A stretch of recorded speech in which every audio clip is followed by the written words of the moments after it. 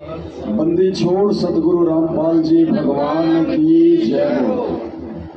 थोड़ा शांति से सुने सभी भाई बहन, बहुत ध्यान से सुने, ये बहुत ही विशेष टॉपिक है। और इसीलिए परमात्मा कहते हैं कि साध संगत से भेद जो पाया, साध संगति से ही भक्ति मार्ग के भेद हमें पता चलेंगे। और मालिक कहते हैं जीव जो ना सत्संग में आया, भेद ना उसे भजन का पाया। और गरीबदास जी को भी बावड़ा बताया, क्या कर ले इस दुनिया शान का। तो सत्संग कहो चाहे साध संगत कहो चाहे सत्संगति कहो, वो एक ही चीज है। और परमेश्वर के जो बच्चे होते हैं वो जब आपस में बैठ के परमात्मा के कहे गए वचनों पे चर्चा करते हैं, वो भी सत्संग ही होता है। सत्संग का मतलब यही नहीं कि गुरुजी सिंहासन पे बैठ के अपने मुख कमल से सत्संग कर रहे हैं।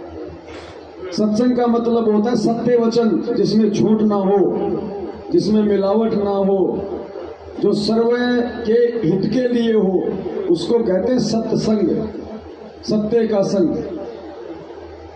तो वो सत्संग यदि उस परमात्मा के बच्चे निष्कपट होके और उन्हीं के वचनों को आधार बना के कहेंगे करेंगे, वो भी सत्संग ही है। और ऐसे सत्संग के विषय में परमात्मा कहते हैं कि सत्संग की आधी घड़ी और तब के बरस हजार, तो भी बराबर है नहीं कहे कबीर विचार।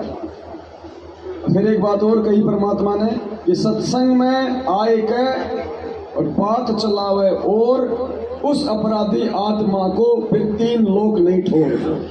तो सबसे बड़ा दोषी है भगवान का, जहाँ पे राम नाम की चर्चा हो, सतगुरु के सत्संगों की चर्चा हो, साथ संगति हो, और उसमें यदि कोई इधर उधर की बातें करता है, वक्ता को यदि कोई डिस्टर्ब करता है, तो उससे आत्मा दुखी होती है।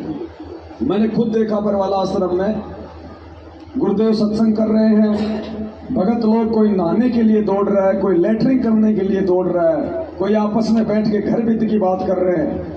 काफी बार परमात्मा ने उनको बीच में रोका, मतलब हमारी गलतियों के चलते सत्संग कर रहे गुरुदेव को बीच में रुकना पड़ा।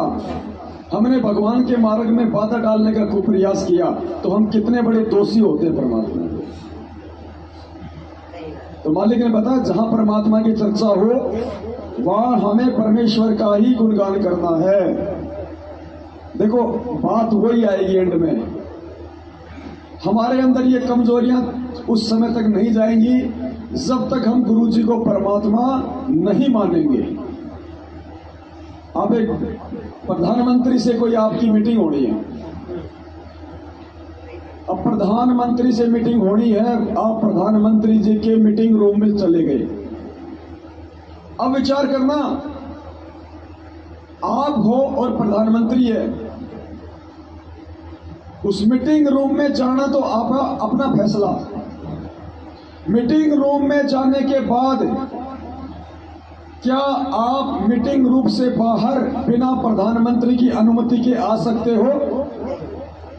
क्या उस मीटिंग रूम में बैठ के जिस विषय को लेके वो मीटिंग है, क्या उससे हटके आप कोई दूसरी बातें कर सकते हो?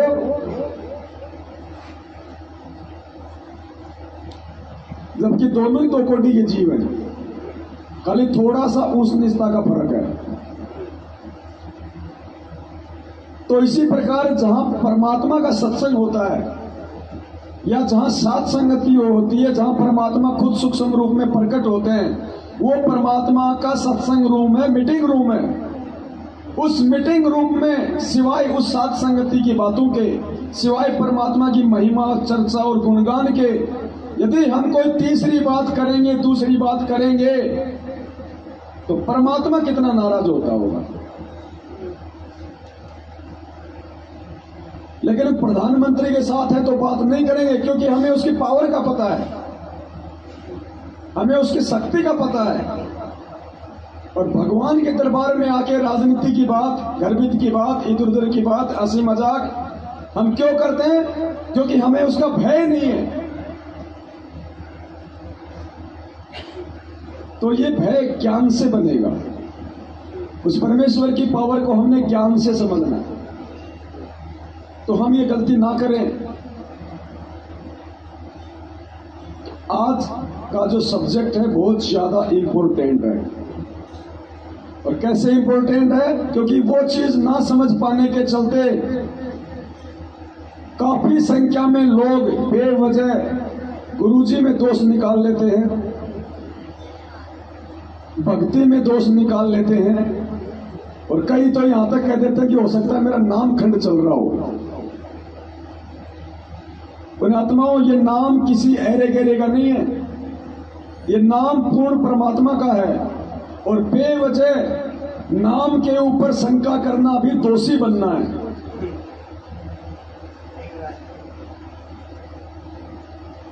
आज संगत में काफी संख्या में आप ऐसे लोग देखते होंगे जो आपको कहते हैं कि भगत जी को लाभ ही नहीं हो रहा, कोई फायदा नहीं है, 2-3 महीने तो बढ़िया काम चला नाम लेते ही, साल भर तो कोई दिक्कत नहीं आई, भगत जी अब परेशानी आ रही है। सुनते ना अमूमन क्या बोलेंगे कि भगत जी नाम लेने के 4-5 महीने तक तो ठीक था, उसके बाद ना तो भक्ति में वो मन लग रहा, ना विशेष कोई लाभ हो रहा, उल्टा नुकसान और शुरू हो गया। ऐसे फोन हमारे पास में बहुत आते हैं। और वैसे भी आप जी बातें संगत में करेंगे तो आपको ज्यादातर यही सुनने को मिलता है। अब इसके पीछे का रीजन क्या है? वो गलत नहीं कह रहा भगत, वो झूठ नहीं कह रहा, वो सही कह रहा है, लेकिन उसके पीछे का रीजन का ना पता होने के चलते हम डगमग वाली स्थिति में आ जाते हैं, भक्ति और भगवान से दूर हटने वाली स्थिति में आ जाते हैं काल प्रेरणा से। अब वो क्या है, क्यों ऐसी स्थिति प्रकट होती है? हर चीज को परमात्मा उतने सरल तरीके से करके नहीं बताएगा, वो बताने में समर्थ है, वो पहले ही बता सकता था, लेकिन उन्होंने अपने सत्संगों को भी सरल तरीके से समझाने के लिए हम साथ संगत वालों के लिए एक ऑप्शन छोड़ना था। भाई वेद कितना उलझा हुआ ज्ञान है, गीता जी के श्लोक कितने टेढ़े हैं, तो परमात्मा ने तो अपने सत्संगों में उनको सरल करके समझाया। और क्या कहा गुरु जी ने कि वेद लिखे परमात्मा ने, और वेदों का सार क्या है? गीता, और वो कोड वर्ड में तत्व ज्ञान युक्त। अब गीता जी को पहचानना इतना आसान थोड़ी है, और जो संत गीता जी को पहचानवा दे, गीता जी की पहचान करवा दे, उनके कोड वर्ड युक्त श्लोकों का सरलीकरण कर दे, सोचो ऐसा परम संत यदि खुद सत्संग करेगा तो वो कितने कोड वर्ड युक्त होते हैं। यानी गीता और वेदों को समझना आसान है, लेकिन परम संत के सत्संगों को समझना आसान नहीं है। इसलिए गुरु जी ने कहा कि बच्चों, ये जो गरीबदास जी महाराज जी का जो ग्रंथ साहिब है, ये पढ़ने और दिखने में बहुत सीधा लगता है, लेकिन वेद और गीताओं से भी गहरा है इसको समझना। इसीलिए 300 साल हो गए, आज तक कोई नहीं समझ पाया, सिर्फ गुरुदेव ने आके समझाया, क्योंकि उसमें विश्व की सभी भाषाएं हैं। अब विश्व की सभी भाषा को इंसान नहीं जान सकता। तो ज्यादातर लोग क्या कहते हैं, भगत जी 4 महीने हो गए नाम लिए हुए, 6 महीने 1 साल हो गई, शुरू में तो ठीक था, उसके बाद में ना भक्ति में मन लगे, काम धंधा भी डाउन हो गया। लोग भी ये कहते हैं कि कौन से बाबा का नाम ले लिया, तो इससे पहले ठीक था। तो काल हमें इन घटनाओं के माध्यम से तोड़ने का प्रयास करता है, और 99% लोगों के सामने ये समस्या आती भी है और आई भी होगी। अब ये क्यों आई, क्यों आती है और इसका समाधान क्या है, ये गुरुदेव के आशीर्वाद से हम समझने का प्रयास करते हैं। जैसा कि थोड़ी देर पहले परमात्मा ने जिक्र करवाया था, यदि हम भैंसे या किसी भी जानवर को यदि उसका नाम लेके पुकारेंगे, जो उसकी बॉडी का नाम है, उसके शरीर की पहचान है, वो हमारी तरफ आकर्षित नहीं होता। और उसका जो एक कोड वर्ड है, भैंसे को भैंसा भैंसा कहेंगे नहीं सुनेगा, उड़ रही कर दो तुरंत सुनेगा, कुत्ते को कुत्ता कुत्ता कहो नहीं सुनेगा, त्योल त्योल कर दो तुरंत सुनेगा। इसी प्रकार से जब शुरुआत में हमारे को परमात्मा ये प्रथम मंत्र देते हैं 5 देवताओं के, और ऊपर नीचे परमेश्वर अपने स्वयं के देते हैं जिस पद में वो होते हैं। अब जैसे ही हम इन पांचों मंत्रों का मर्यादा में रह के सुमरन शुरू करते हैं तो प्रतिफल में हमारे को लाभ मिलना शुरू हो जाता है, क्योंकि ये शरीर में विराजमान कमलों में प्रधान देवी देवताओं के नंबर मंत्र हैं। तो मर्यादा के साथ जैसे हम इनका जाप करेंगे हमारे को लाभ शुरू हो जाता है। और क्या बताया परमात्मा ने, इसके लिए भी भगवान ने पहले लीला रची। कल जो शब्द परमात्मा ने जो बनवाया था कि ब्रह्मा जी का और विष्णु का उनको जो मंत्र दिए थे परमात्मा ने, तो क्यों दिए परमात्मा ने उनको? एक सिस्टम बनाया परमात्मा ने, पहले पूरा मैनेजमेंट सेट किया ऊपर के लोगों में। चाहता तो परमात्मा डायरेक्ट हमारे को लाभ दे सकता था, फायदा दे सकता था, लेकिन उन्होंने ऐसा नहीं किया। परमात्मा ने अपना एक विधान बना के छोड़ दिया। अब परमेश्वर ने ब्रह्मा विष्णु महेश को एक मैनेजर के रूप में बना दिया, आप और हमारे लिए। सबसे पहले परमात्मा मिले ब्रह्मा जी को ज्ञानी ऋषि के रूप में, उनके गुरु बने। ब्रह्मा जी को ओम नाम का मंत्र दिया। विष्णु जी के पास गए, हरिये मंत्र दिया। शंकर जी के पास गए, सोहम दिया। आज वो तीनों देवता उसी मंत्र का जाप करते हैं। परमात्मा वापस गए सतनाम देने, तो तीनों ने रिजेक्ट कर दिया, किया नहीं, परमात्मा ने करवाया, क्योंकि उनको सतनाम देना ही नहीं था। तो परमेश्वर ने खाली उनको एक एक मंत्र दे दिया। अब परमात्मा नीचे आ गई। नीचे आके परमात्मा ने जो मंत्र ब्रह्मा विष्णु महेश को दिए थे वो तीनों मंत्र प्रथम मंत्र में हमें भी दे दिए। अब हम क्या करेंगे? जैसे प्रथम मंत्र का जाप करेंगे मर्यादा में रह के, तो हमारा जो ब्लूटूथ है उसको हम ऑन कर देंगे नाम लेते ही। नाम लेने का मतलब है मोबाइल का ब्लूटूथ ऑन कर देना। और हम जैसे ही वो मंत्र का जाप करेंगे जिस भी देवता का, तो मालिक ने उनका ब्लूटूथ तो पहले से ही ऑन कर दिया था। अब वो ब्लूटूथ से जब ब्लूटूथ मिलेगा मोबाइल का, तो वो दोनों का कनेक्शन हो जाएगा। हम मोबाइल में जब कोई चीज लेते हैं आपस में, या मोबाइल से हम कोई स्पीकर को ब्लूटूथ से कनेक्ट करते हैं, तो दोनों का ब्लूटूथ खोलना पड़ता है ना। उसके बाद वो जुड़ जाते हैं दोनों, फिर गाने सुनो, आराम से सत्संग सुनो। तो पहले परमात्मा ने उन तीनों का ब्लूटूथ वो तीनों मंत्र दे के ऑन कर दिया। नीचे आके वही मंत्र परमात्मा ने हमें दे दिया। और जब हम मर्यादा में रह के उनका जाप करेंगे, भाई मोबाइल की बैटरी है ही नहीं, और हम उसको चालू करेंगे, करने का प्रयास करेंगे, तो काम नहीं करेगा मोबाइल। तो मर्यादा है बैटरी। तो जैसे ही वो मंत्र जाप करते हैं प्रथम मंत्र, तो हमें लाभ शुरू हो जाते हैं, क्योंकि हम उन देवताओं के वास्तविक मंत्र जाप करते हैं। और तुरंत वो हरकत में आ जाते हैं कि हमें कौन याद कर रहा है, किसको दुख है, किसको तकलीफ है। वो रह नहीं सकते, क्योंकि सिस्टम ही ऐसा बना दिया गुरु जी ने।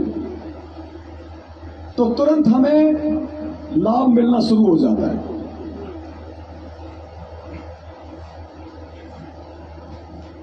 उसके बाद में 4 महीने तक हम वो मंत्र जाप करते हैं। कोई 5 महीने करता है, कोई 1 साल वो मंत्र जाप करता है। जब तक उसको सतनाम नहीं मिल जाता, वो सतनाम के योग्य नहीं हो जाता। तो प्रथम मंत्र तक किसी को कोई नुकसान नहीं होता, जो मर्यादा में है। नहीं होता ना। सब यही कहेंगे भाई साहब शुरू शुरू में तो बहुत अच्छी भक्ति होती थी, सब कहते हैं, एक आधे को छोड़ के। 4 महीने बाद में या 1 साल बाद में जब सतनाम मंत्र मिल जाता है, देखो पहले तो हम प्रथम मंत्र जाप करते थे, तो प्रथम मंत्र का क्या प्रतिफल है? ब्रह्मा जी का जाप करेंगे तो वो अपने गुण देगा, लाभ देगा। शंकर जी वाला करेंगे तो वो अपने वाला लाभ देगा। बाई प्रोडक्ट है ना ये। तो जीव को सारे सुख मिलते हैं, शांति भी मिलती है, काम धंधा भी ठीक चलता है। क्योंकि ये जो देवता है, ये किसी का जो है रख नहीं सकते, ये कोई भेदभाव नहीं करते, पक्षपात नहीं करते, तो इनको देना पड़ता है। तो शुरू शुरू में परमात्मा हमारे को लाभ दिलवाता है इनसे। जैसे ही हमें सतनाम मिल जाता है, और सतनाम लेके जब हम सतनाम का जाप करना शुरू कर देते हैं तो सतनाम का जो प्रथम मंत्र परमात्मा ने सार्वजनिक किया हुआ है ओम, और ये भी बता रखा वो किसका है, काल भगवान का, जिसकी कैद में हम कैदी हैं। अब जैसे प्रथम नाम का जाप किया तो उसके प्रतिफल में देवताओं को विवश होके उनके लाभ देने पड़ते हैं, ये विधान है। आप किसी फैक्ट्री में काम करोगे मजदूरी, तो महीने में आपको तनख्वाह मिलनी है, ये विधान है। अब जब सतनाम का जाप करेंगे और सतनाम में जब ओम मंत्र का हम जाप करते हैं, ये ध्यान देना सतनाम के बाद दिक्कत कहां आती है। जैसे सतनाम के ओम मंत्र का हम जाप करेंगे तो ओम मंत्र किसका, काल का, उसका ब्लूटूथ तो पहले से ऑन है। हमने उस मंत्र का जाप करके अपना ब्लूटूथ भी ऑन कर लिया सतनाम लेते ही। और ब्लूटूथ से ब्लूटूथ जुड़ेगा तो क्या होगा, कंपन, हलचल, और वो देखेगा मुझे किसने याद किया, वो देखेगा उसने याद किया। क्यों याद किया, तो सतनाम क्यों दिया परमात्मा ने, मोक्ष के लिए, मुक्ति के लिए, काल की जेल से बाहर निकलने के लिए। अब वो क्या करेगा, विधान है परमात्मा का, देना उसको भी पड़ेगा। जैसे देवताओं ने दिया, नहीं देगा तो परमात्मा पिटाई करेगा। अब वो क्या देगा, सतनाम जाप करेंगे मोक्ष के लिए, काल लोक से छूटने के लिए, काल का जो ऋण है वो चूकता करने के लिए करते हैं ना। अब जब जाप करेंगे, अब काल को पता चल गया कि इसके प्रतिफल में मैंने जो एग्रीमेंट जो कर रखा है परमात्मा से कि सर्वे धर्मान परित्याज्यम एकम शरणम व्रज अहम तवा सुर पाप्याभ्याभि मोक्ष्यामि मा शुच, कि मैं तुझे सभी कर्मों से और धर्मों से जो मेरे लेवल के हैं उनसे मैं तुझे मुक्त कर दूंगा। मैं उन जीवात्माओं को 21 ब्रह्मांड से बाहर का रास्ता दे दूंगा। अब सतनाम लेने के बाद जब हम ओम नाम का जाप करते हैं तो काल को प्रतिफल में आपको 21 ब्रह्मांड से बाहर जाने का रास्ता देना पड़ता है। अब वो रास्ता देना नहीं चाहता। अब वो क्या करेगा, वो हमें रास्ता ना मिले इसके लिए वो हमारे को भ्रमित करने का प्रयास करेगा। अब वो हमारी मर्यादा तोड़वाएगा, क्योंकि मालिक वाले मिशन में तो वो छेड़छाड़ नहीं कर सकता कि जो ओम नाम की जिसके पास कमाई होगी उसको निकालना पड़ेगा अपने लोक से। लेकिन आत्माएं ओम नाम का जाप करके उसके लोक से बाहर ना निकल जाएं, वो तो एक एक आत्मा के लिए लड़ता है ना, मरता है ना। परमात्मा ने क्या बताया, जब परमात्मा मगर से लीला करके सहशरीर सतलोक जा रहे थे एक साधारण संत का रूप बना के, तो काल ने एक साधारण व्यक्ति समझ के, एक साधक समझ के रोकने के लिए अपनी पत्नी दुर्गा को भेज दिया कि उसको रोक, निकल ना जाए मेरे लोक से वरना तेरी खैर नहीं। दुर्गा ने कितने डोरे डाले परमात्मा पे, कीन्या मगर पियाना, सतगुरु कीन्या मगर पियाना, वो वाणी आती है ना परमात्मा की। दुर्गा ने कितना कोशिश की कि मैं तुझे अपना राजा बना के रखूंगी, मैं तेरी पटरानी बन के रहूंगी। मालिक ने कहा कि ये तो बूर के लड्डू हैं, हम नहीं खाते, हम नहीं खाते। ऐसी वाणी शब्द है परमात्मा का। हम सुन ले परमात्मा का, थोड़ा हमें मालूम पड़े फिर हम आगे बढ़े।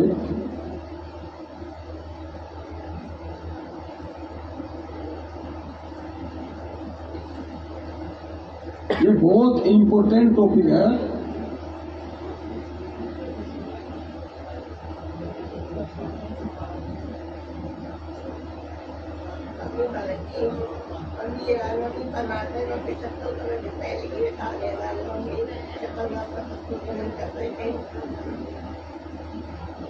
तो कैसे कैसे डोरे डाले थे दुर्गा ने परमेश्वर को साधारण संत समझ के, व्यक्ति समझ के।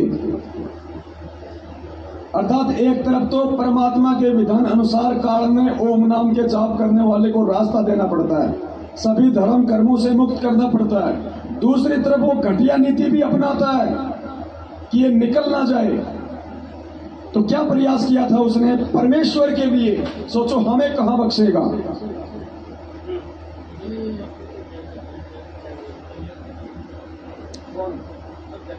दस 15 मिनट चल सकता है। जिसको नींद आ रही है 10-15 मिनट चल सकता है। तो यहाँ सुनो तो हमारे तो वीडियो बन रहे हैं तो लाखों देखेंगे। अब ये थोड़े कि यहाँ वालों के लिए बोल रहे हैं, यहाँ तो 5 आदमी सुन रहे हैं, बाद में वीडियो पड़ेगा तो इसको लाखों देखेंगे। भगत जी परमात्मा जब शुरू में सत्संग करते थे ना, 10-20 आदमी होते थे, तो भगवान 3-3 घंटे इतने मन से सत्संग करते थे। खाली वो उनके लिए थोड़ी कर रहे थे, उनको पता था कि सालों साल मेरे बच्चे देखेंगे युगो युगो, तो वो उसी हिसाब से करते थे जैसे सामने कोई लाखों बैठे हो। 10-15 मिनट चलेगा। 10-15 मिनट लगेगा। कोई बोर्ड वार्ड हो तो रखा हुआ है और कोई एक्सटेंशन बोर्ड लगे। चलो यहाँ तो 5 साल तो बैठे, जब मैं घर पे वीडियो बनाता हूँ तब कौन रहता, मेरे सामने कोई नहीं रहता, दीवार रहती है। और वहां में सोचो कोई क्या मतलब है। भगवान ने जो सेवा जिसको दी है, जिसने इतनी सी भी त्रुटि कर दी ना, उसमें दोषी हो जाएगा परमात्मा का। मैं यहाँ से कोई सेवा थोड़ी लेके जाने वाला हूँ कि 1 लाख 2 लाख रुपए इकट्ठे हो गए जो मैं उसके लिए करूंगा। मनीराम और चंपाकली थोड़ी हम। हमें भगवान ने वो सेवा दी है जो भगवान खुद कर रहा है। अब सोचो मालिक ने हमारे ऊपर कितना विश्वास किया है, और उसके विश्वास को तोड़ना तो फिर सुअर बनना है।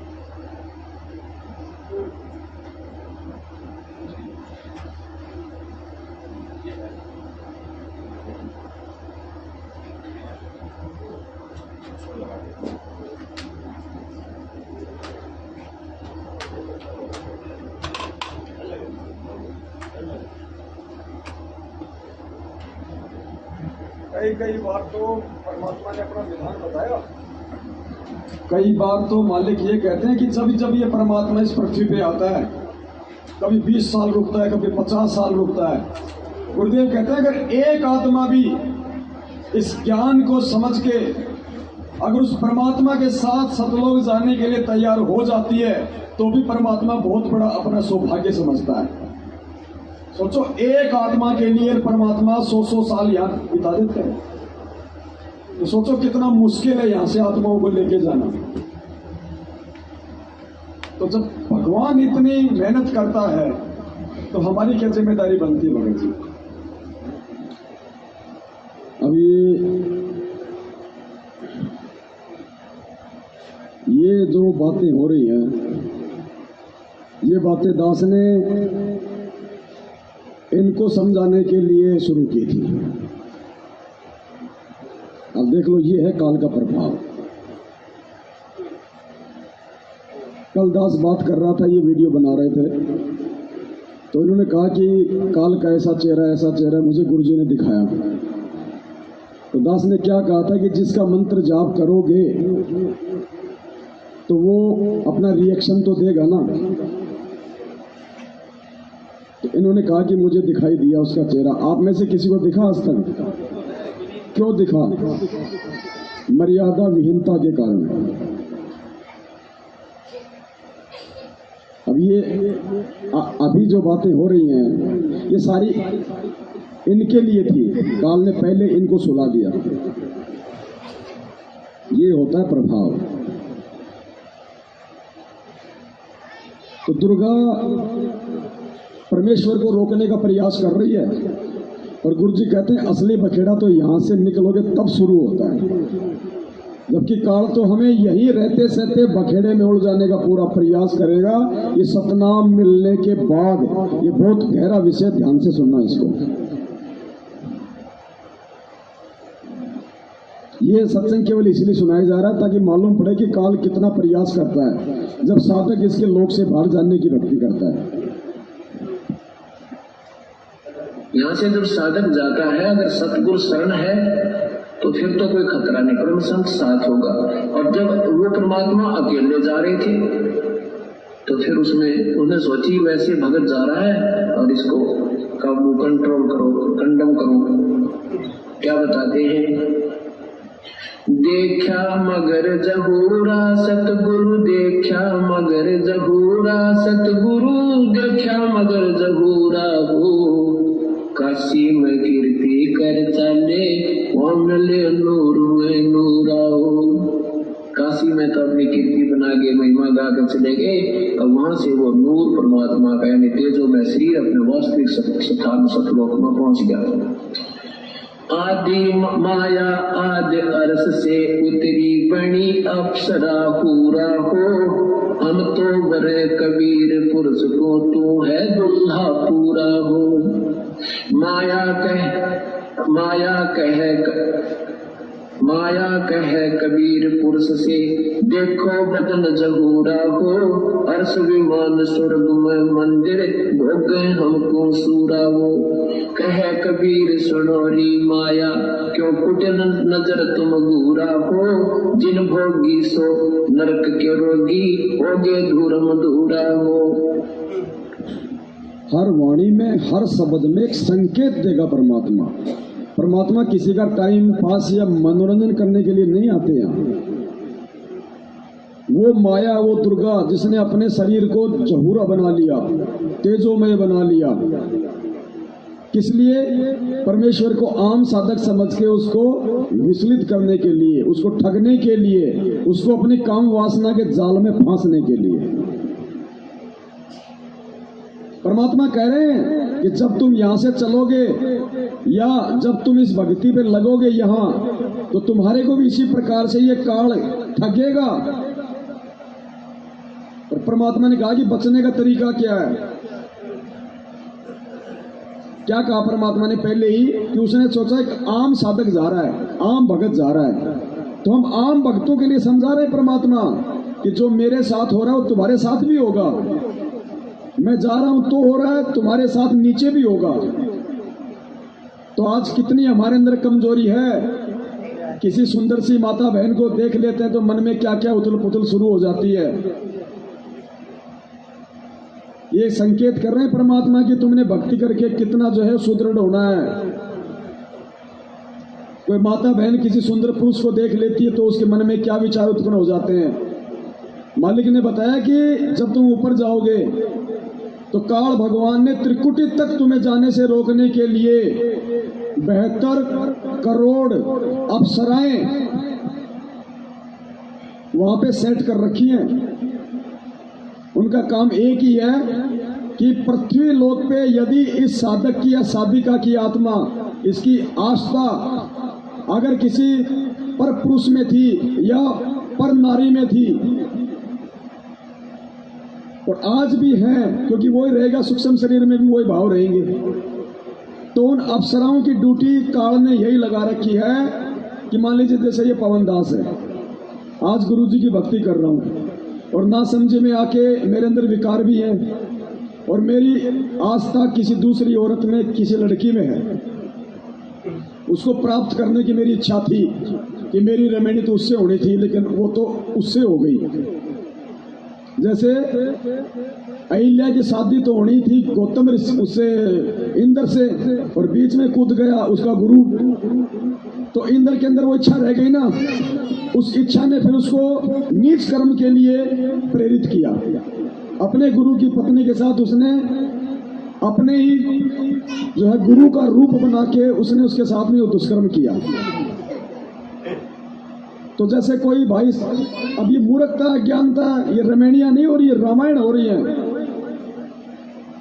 यार मेरी रमणी तो उसके साथ होनी थी, वो नहीं हो पाई, उसके साथ हो गई, तो उस संगत की उस बहन में जो बहन वाली आस्था होनी थी उसकी अपनी औरत वाली आस्था हो गई।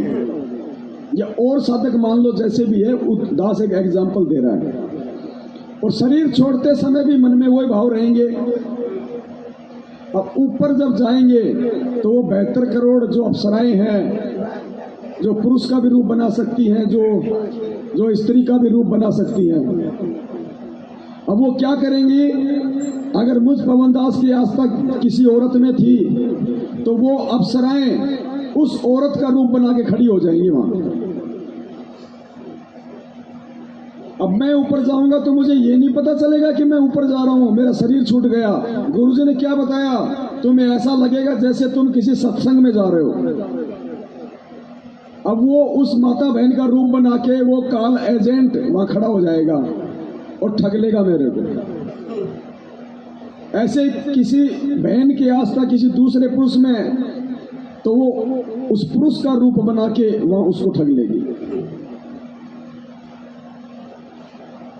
तो इसी प्रकार ये जो दुर्गा है ये ठगने का प्रयास कर रही है परमात्मा को आम साधक समझ के।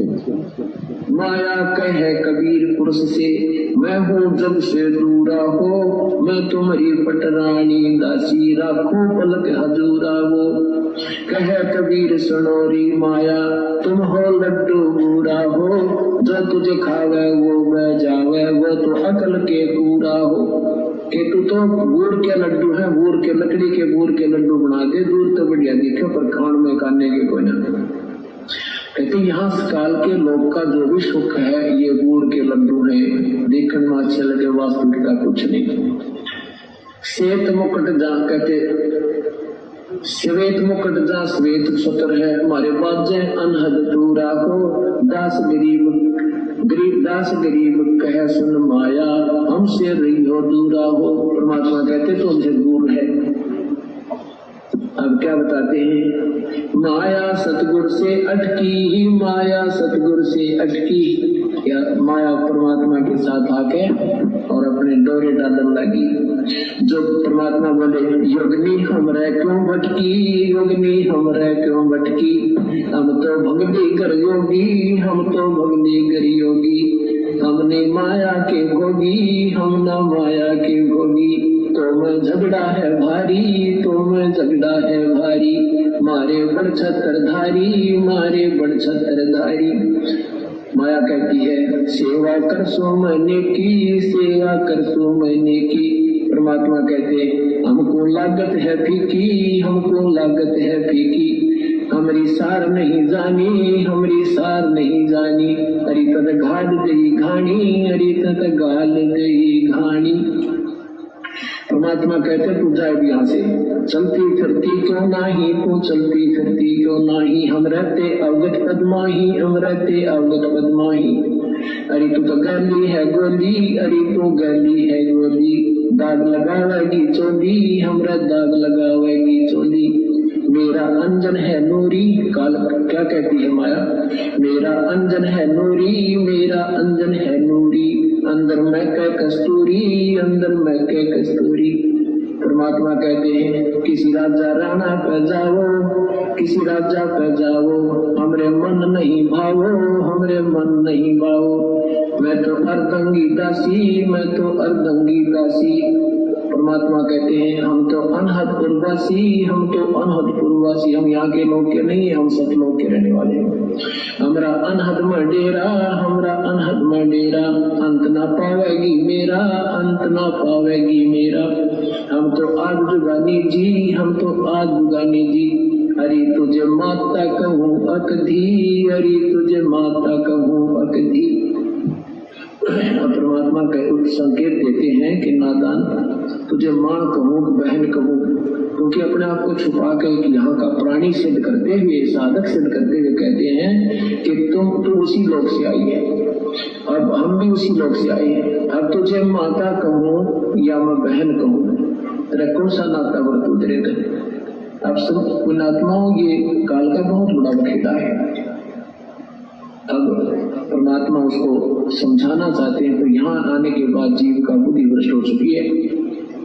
अब क्या कहती है, अरे अब मैं देऊंगी गारी, अब मैं देऊंगी गारी। परमात्मा कहते हम तो योगी ब्रह्मचारी, हम तो योगी ब्रह्मचारी, यानी हम सब चीज सहन करने वाले हैं। गाली देगी उसने भी स्वीकार कर लेगी।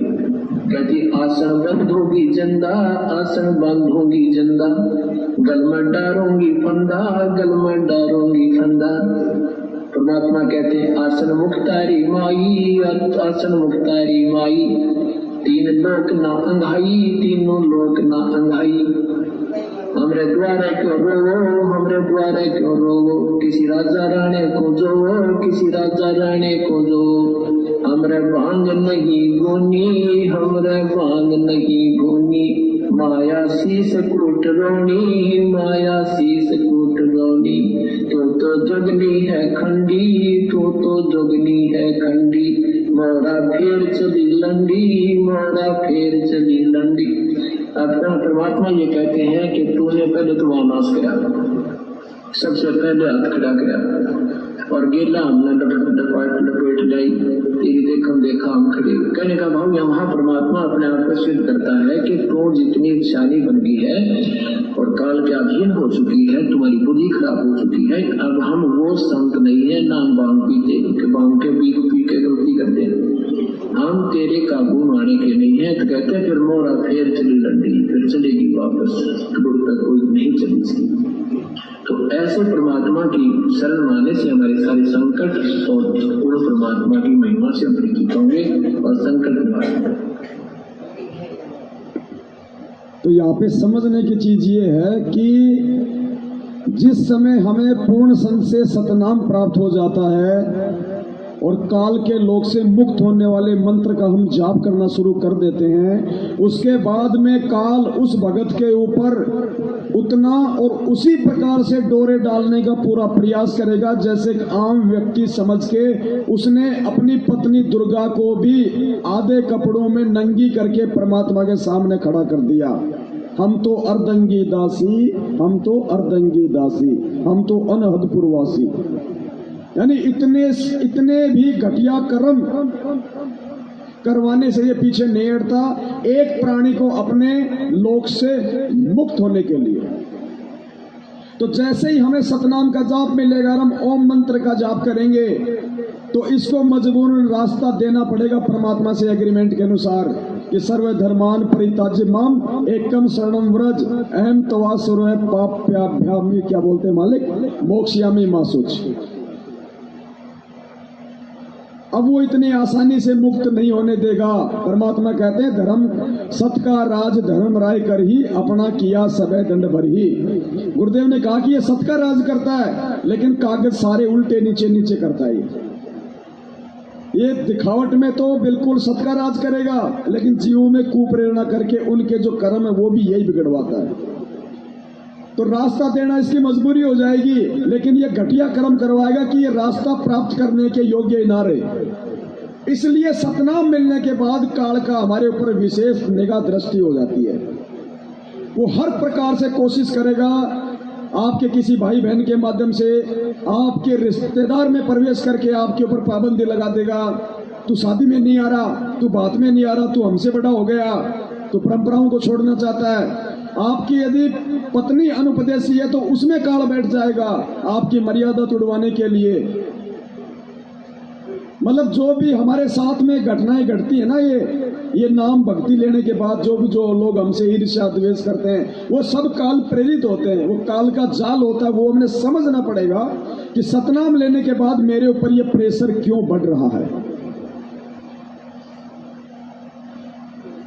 वो घटिया से घटिया कोशिश करेगा, तो उसकी कोशिशों को हमने फिर ज्ञान आधार से ही काटना है कि भाई असली कहानी ये है कि हम इसके जाल से मुक्त ना हो जाएं। अब उससे बचने का तरीका सिर्फ मर्यादा, परमात्मा का सत्संग और साध संगति, दूसरा कोई तरीका नहीं है कि हम इसके जाल से बच जाएं।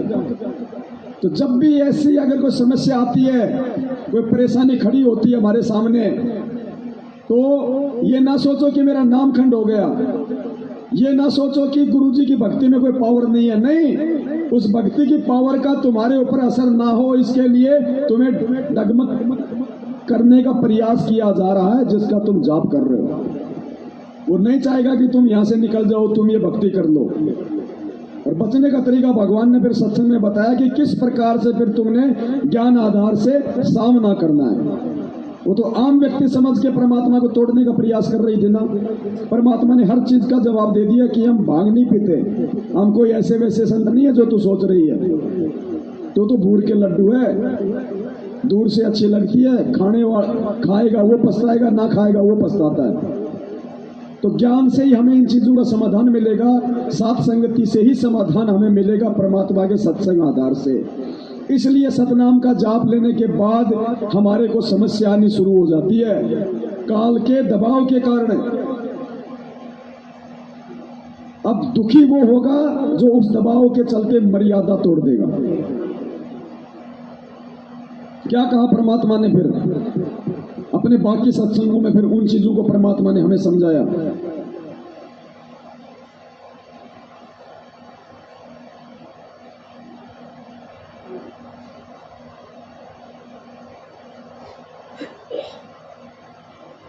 क्या बताया? ध्यान से सुनना पुण्यात्माओं। जैसे सतनाम मिलेगा और आप जाप करना शुरू करोगे तो कौन कौन आपको दुखी करने का प्रयास करेंगे, कैसे कैसे प्रयास करने का वो करेंगे। क्या कह रहे हैं परमात्मा? और उन तमाम बाधाओं को जो पार करके जो संत की शरण में लगा रहेगा, सत्संगों में आएगा जाएगा, साथ संगति से जुड़ा रहेगा, उसी का आवागमन नसाएगा।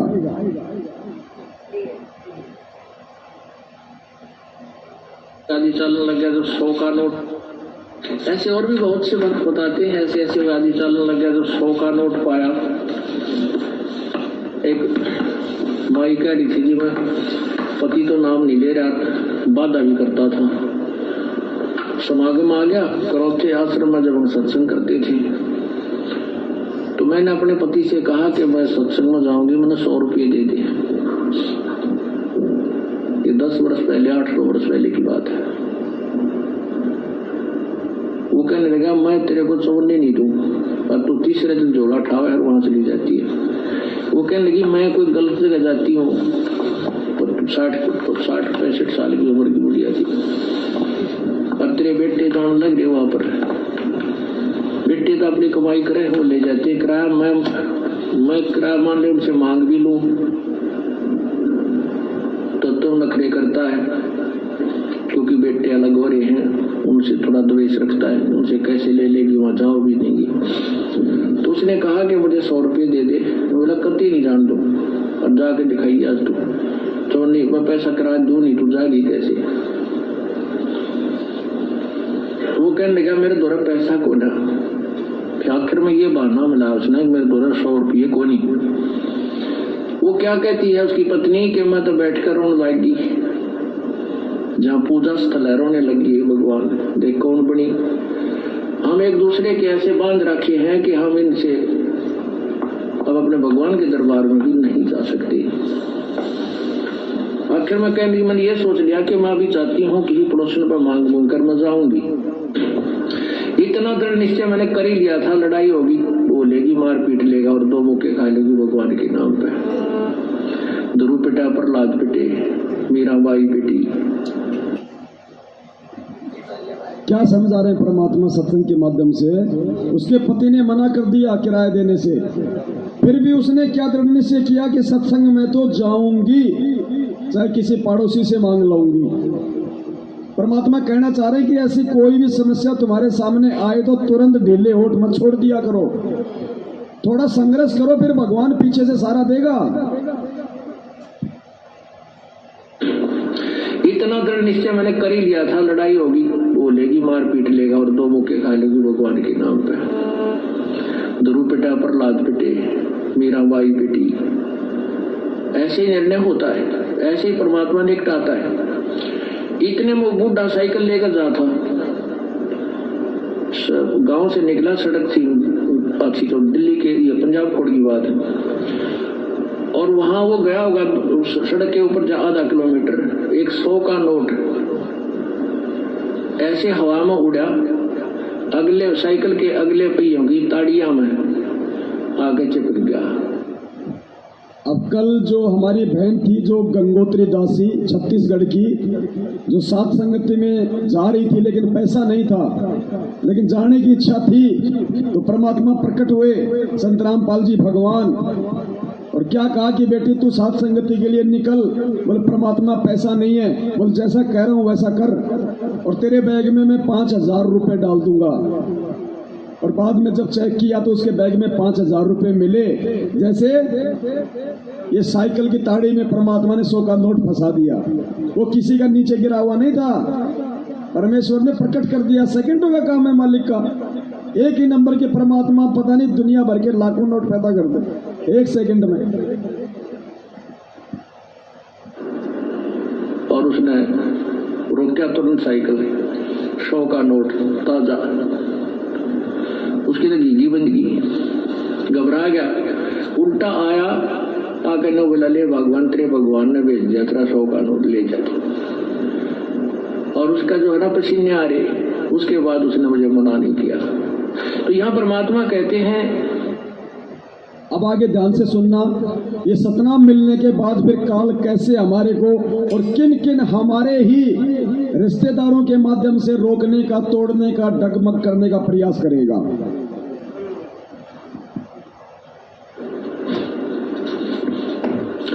पति भरता पग जमी पर जो जो धर है पाँव, समर्थ झाड़ू देते हैं ना काटा लग जावे। पति भरता भूखी रहे, यानी पति भरता को यानी सच्ची उस अनन्य मन से पूजा कर रही भगत आत्मा को कोई अभाव होता है, किसी चीज की आवश्यकता होती है और वास्तव में उसकी आवश्यकता है, तो कहते हैं पति भरता भूखी रहे वहां समर्थ घर सोचे। ऐसे पति की स्त्री के, ऐसे पति की स्त्री के काल कर्म हो मोक्ष मोच। कहते हैं जैसी भक्त आत्मा जब दुखी होती है तो भगवान के दरबार में भी चिंता बन जाती है। पुण्यात्माओं, इस दास की स्थिति से आप सब लोग जग जाहिर हो। सांसारिक लेवल पे ना दास के पास कोई मकान है ना कोई जमीन है, किराए के मकान में दास रहता है, कभी कहाँ कभी कहाँ। काम धंधा ऐसा कोई विशेष है नहीं, काम धंधा भी करते हैं तो वही अपना कोई पानी पतासे का या दही बड़े वगैरह का जो भी दास जानता है छोटा बहुत। और पिछले काफी समय से वो काम भी नहीं हो पा रहा, क्योंकि उस काम से ज्यादा वैल्यू इस दास के लिए परमेश्वर की सेवाएं है। दास ऐसा नहीं कि काम नहीं करना चाहता, लेकिन ना करने के पीछे मेरी मजबूरी है और उस परमेश्वर ने मुझे रोक रखा है, वो नहीं करने देना चाहता वो सांसारिक काम। ये सबके लिए नहीं है, जिनको परमेश्वर ने चुन लिया होता है, जिनसे परमात्मा ने कुछ अपने काम निकलवाने होते हैं, ये केवल उन्हीं कुछ आत्माओं के लिए होता है। और वैसे भी परमात्मा के सांसारिक लोगों के लिए या भक्ति मार्ग में आने के बाद भी जो भक्ति को ज्यादा वैल्यू ना देके अपनी भौतिक सुख सुविधाओं के लिए दिन रात बैल और गधे की तरह जो काम करते हैं, उनके लिए भी परमात्मा कहते हैं कि नर संसारी लगन में दुख सहे करोड़ा, और इस परमार्थ के कारण जितना सहे उतना थोड़ा। तो ऐसा नहीं कि दास काम नहीं करना चाहता, लेकिन ये बंदी छोड़ की सेवाएं, इससे बड़ा कोई काम नहीं है दुनिया में। ये काम तो हम परमात्मा के आने के बाद भी कर लेंगे, लेकिन ये सेवा जो आज मिली हुई है, ये कल परमेश्वर के आने के बाद नहीं मिलेंगी। फिर रोएंगे बैठ के, पछताएंगे हम। तो सबको पता है दास पहले मेरठ में रहता था। अब मेरठ वालों के मेरे बीच में क्या हुआ, दास ने वीडियो बना के डाला हुआ है। उनकी जमीन के लिए दास ने किसी भाई से उनको 4 लाख रुपए उधार दिलवाए थे, और उसके बाद मेरठ वालों ने वो पैसे देने से मुझे इनकार कर दिया। मैं खाली उन दोनों के बीच में था। मेरठ वालों ने पैसे देने से इनकार कर दिया। अब वो भाई मेरे पीछे पड़ गया कि भाई मैंने तो तेरे कहने पे दिया पैसा, जबकि मैंने दोनों को आमने सामने किया था। लेकिन यहाँ पे वही बात है, अपने से नीचे वाले को हर कोई यहाँ पे दबाता है। ये घटिया आदत है इस लोग की। तो दास ने, चलो भाई कोई बात नहीं, दास ने बैठ के जब जोधपुर की सत्संगति थी तो काफी भक्तों ने कहा, तो दास ने कहा ठीक है भाई कोई बात नहीं, मैं तो पहले से दुखी हूं और हो लूंगा दुखी, कोई बड़ी बात नहीं। क्योंकि भगवान जब किसी की परीक्षा लेता तो ठोक के लेता है। और वैसे मालिक की वाणी है कि टोटे में भक्ति करे सोई सच्चा सपूत, ये मायाधारी मस्करे कितने जाली ऊत। कोई बात नहीं भाई, अगर मैं सत्य हूं अपनी जगह पे तो मेरे साथ वो सत्य पुरुष है, मुझे घबराने की जरूरत नहीं है। तो दास ने 5-10 भाइयों के बीच में बैठ के और हरियाणा के उस भगत के साथ में एक एग्रीमेंट कर लिया। एग्रीमेंट मतलब जुबान से बोल दिया कि भाई हर महीने कर करके मैं आपको 10,000 रुपये दूंगा, अगर वो नहीं दे रहा तो आपके 4 लाख रुपए मैं पूरे करूंगा। अगर बीच में बैठ के 2 व्यक्तियों को आमने सामने करने का यही अगर दोष है तो ये सजा भैया भुगतेंगे और क्या करें, जबकि कोई जुगाड़ नहीं मेरे पास में, मैं तो खुद ही काम नहीं कर रहा। तो परमात्मा जी वाणी बोल ली है मालिक ने कि पतिव्रता, एक मिनट दोबारा सुन लीजिए। हाँ, परमेश्वर कह रहे हैं कि पतिव्रता भूखी रहे। भूखी रहने का मतलब कोई रोटी से नहीं, पतिव्रता भूखी रहे मतलब उसको आवश्यक, अगर किसी वस्तु की आवश्यकता होगी, कोई जरूरत होगी तो कहते समृत घर सोच, उस परम पिता परमेश्वर के दरबार में चिंता बन जाती है कि मेरी ये आत्मा दुखी क्यों है। तो दास ने तो परमात्मा पे विश्वास करके एग्रीमेंट किया और फिर परमेश्वर दया करते हैं, अगर मर्यादा में है और सच्चे समर्पण के साथ उसको समर्पित है तो मालिक कहीं से भी अरेंजमेंट करवा देता है। उसके बाद परमात्मा ने एक भाई को निमित्त बनाया 1 लाख रुपए के लिए। उस 1 लाख रुपए में दास ने अपने मकान चेंज किया और कुछ काम थे मेरे 50-60 हजार रुपए के, वो किए। 1 लाख रुपए पूरा हुआ। अगले महीने उसकी किस्त का समय आ गया। उस भाई ने 10,000 रुपए और दिए मुझे, उसकी मैंने किस्त दे दी। उसके बाद हो सकता है कोई दिक्कत हुई हो भाई को, वो नहीं दे पाया। अब मेरे को थोड़ी हल्की टेंशन, क्योंकि जीव है भैया, अब एग्रीमेंट हो चुका है, नहीं देंगे तो वो फिर ज्यादा और बेचारा परेशान करेगा, दुखी होगा, उसकी भी आत्मा दुखी होगी, या बेवजह मेरे को टेंशन होगी। अब टेंशन होगी तो फिर ये परमेश्वर वाली सेवाओं में बाधा उत्पन्न होती है। तो परमात्मा नहीं चाहता कि ये टेंशन हो, और मैंने इसको जो असली जो नौकरी दी है, इस नौकरी में किसी भी प्रकार से ये कोई आलस से करे। तो परमेश्वर ने हरियाणा से एक बहन को निमित्त बनाया और बहन ने दास को 1.25 लाख रुपए दिए। तो परमेश्वर ने दास को 1 साल के लिए टेंशन फ्री कर दिया कि 1 साल तक तू उसकी किस्त देता रहे, हर महीने 10-10 हजार रुपए, और 1 साल तक टेंशन करने की तुझे जरूरत नहीं है। मैंने जो सेवा दे रखी है उनको तन मन धन से कर। और दास का जो लड़का है बड़े वाला, अब परमात्मा का देखो पुण्यात्मा ज्ञान हो गया, ऐसे ही परमात्मा हमसे प्रसन्न होगा। ये शिक्षा, ये पढ़ाई परमात्मा ने नौकरी के लिए नहीं दी। परमात्मा ने नौकरी तो एक लड्डू कि इस नौकरी के लालच में मेरे बच्चे जो है अक्षर ज्ञान युक्त हो जाएंगे। अगर नौकरी ना हो तो कोई माँ बाप अपने बच्चों को नहीं पढ़ाएगा। सब स्वार्थ के लिए पढ़ाते हैं, लालच के लिए, पैसों के लिए। तो परमात्मा ने 1951 में आने के बाद ही तो शिक्षा आई हिंदुस्तान में। पहले तो अंग्रेजों का राज था, कौन पढ़ता था पहले। उसके बाद परमात्मा ने शिक्षा दी, घर घर में पढ़ाई होने लगी, और परमात्मा ने नौकरी का एक छोटा सा एक लालच दे दिया। उस नौकरी के लालच में माता पिताओं ने अपने बच्चों को खूब पढ़ाया लिखाया, और आज वो पढ़ाई लिखाई परमेश्वर के काम आ गई कि जब मैं पिछली पीढ़ी में जाके अपने बच्चों को टीवी पे, प्रोजेक्टर पे गीता का श्लोक पढ़ाऊंगा, वेद पढ़ाऊंगा, तो मेरे बच्चे मेरे साथ साथ उसको पढ़ के समझ जाएंगे कि मैं कौन हूं, परमात्मा कौन है। आगे नौकरियां नहीं है, आगे ना कोई इतना पढ़ेगा, सिर्फ अक्षर ज्ञान ही दिलाएगा जो भगत होगा वो अपने बच्चों को।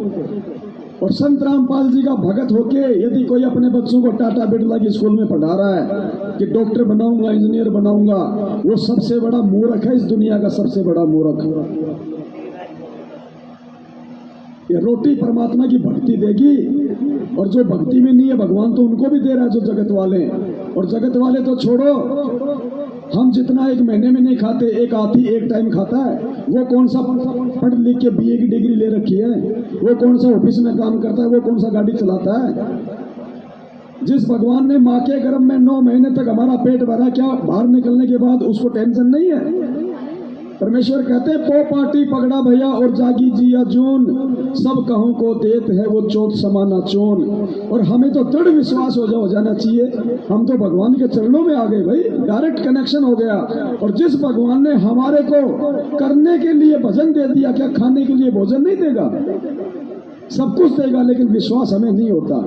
तो दास ने अपना जो बड़ा लड़का है उसको 10th करवा के 10वीं पास करवा के उसकी इच्छा थी आगे पढ़ने की, दास ने उसको मना कर दिया, नहीं भाई अपने को भगवान चाहिए, भगवान मिल गया। शिक्षा केवल इसलिए दी थी कि मेरे बच्चे मुझे पहचान लें। बेटा भगवान को हमने पहचान लिया है, अब हमने नौकरी के लिए पढ़ाई नहीं करनी। उस बच्चे की दास ने पढ़ाई छुड़वा दी और उसको एक मार्बल कंपनी के अंदर उसको काम पे लगा दिया। हर महीने उसको 15,000 रुपये मिलते हैं, बस बहुत है, पर्याप्त है। घर का खर्चा बच्चा चला रहा है, और जो किस्त है मेरी जो 10,000 की, जो 4 लाख रुपए तक है, वो मालिक ने अपने सत्संग वाले बच्चों को निमित्त बना रखा है। तो ऐसे समय में यदि मैं रातों को जाग के भगवान की सेवा ना करूं तो मेरे से बड़ा नीच कोई दूसरा नहीं होगा। इसलिए दास परमात्मा की सेवा में कोई कोताही नहीं बरतता है, वरना भगवान का दोषी हो जाऊंगा जब वो आगे से आगे मेरे चल रहा है। तो इसलिए परमात्मा ने ये वाणी कही है कि पतिव्रता भूखी रहे तो समृद्ध घर सोच। हर किसी के लिए नहीं, पतिव्रता के लिए जो अपने गुरु के वचन पे चले, जो गुरु को भगवान माने, जो अपने जीवन का मकसद केवल आत्म उद्धार ही माने। कार कोठी बंगले खरीदना जीवन का उद्देश्य जिसका ना हो, उसके लिए परमात्मा की वहां सोच हो जाती है। तो कैसे ओम नाम मिलने के बाद और उसके जाप के बाद किन किन कारणों से किन किन रिश्तेदारों को निमित्त बना के हमारे को मर्यादा विहीन करने का काल के द्वारा प्रयास किया जाएगा। आगे ध्यान से सुनिए परमात्मा का ये सत्संग।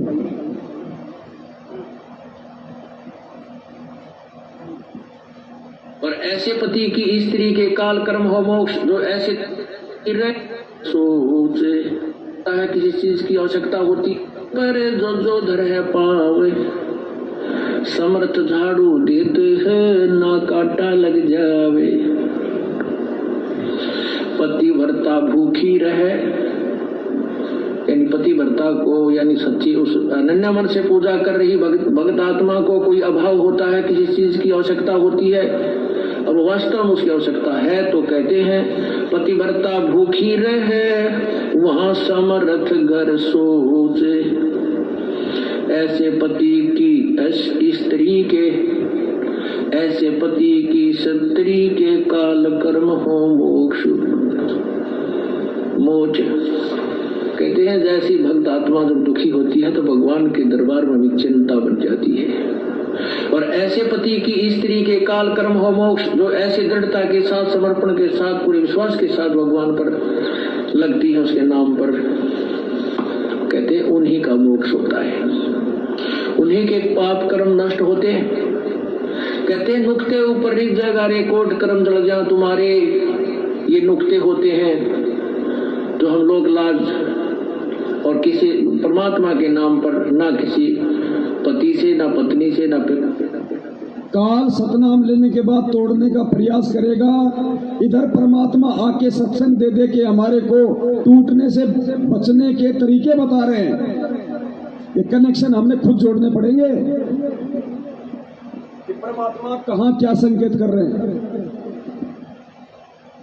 पुत्र से कोई दबाव नहीं मानते अपने आत्म कल्याण के लिए, तो परमात्मा कर्म जल जा तुम्हारे।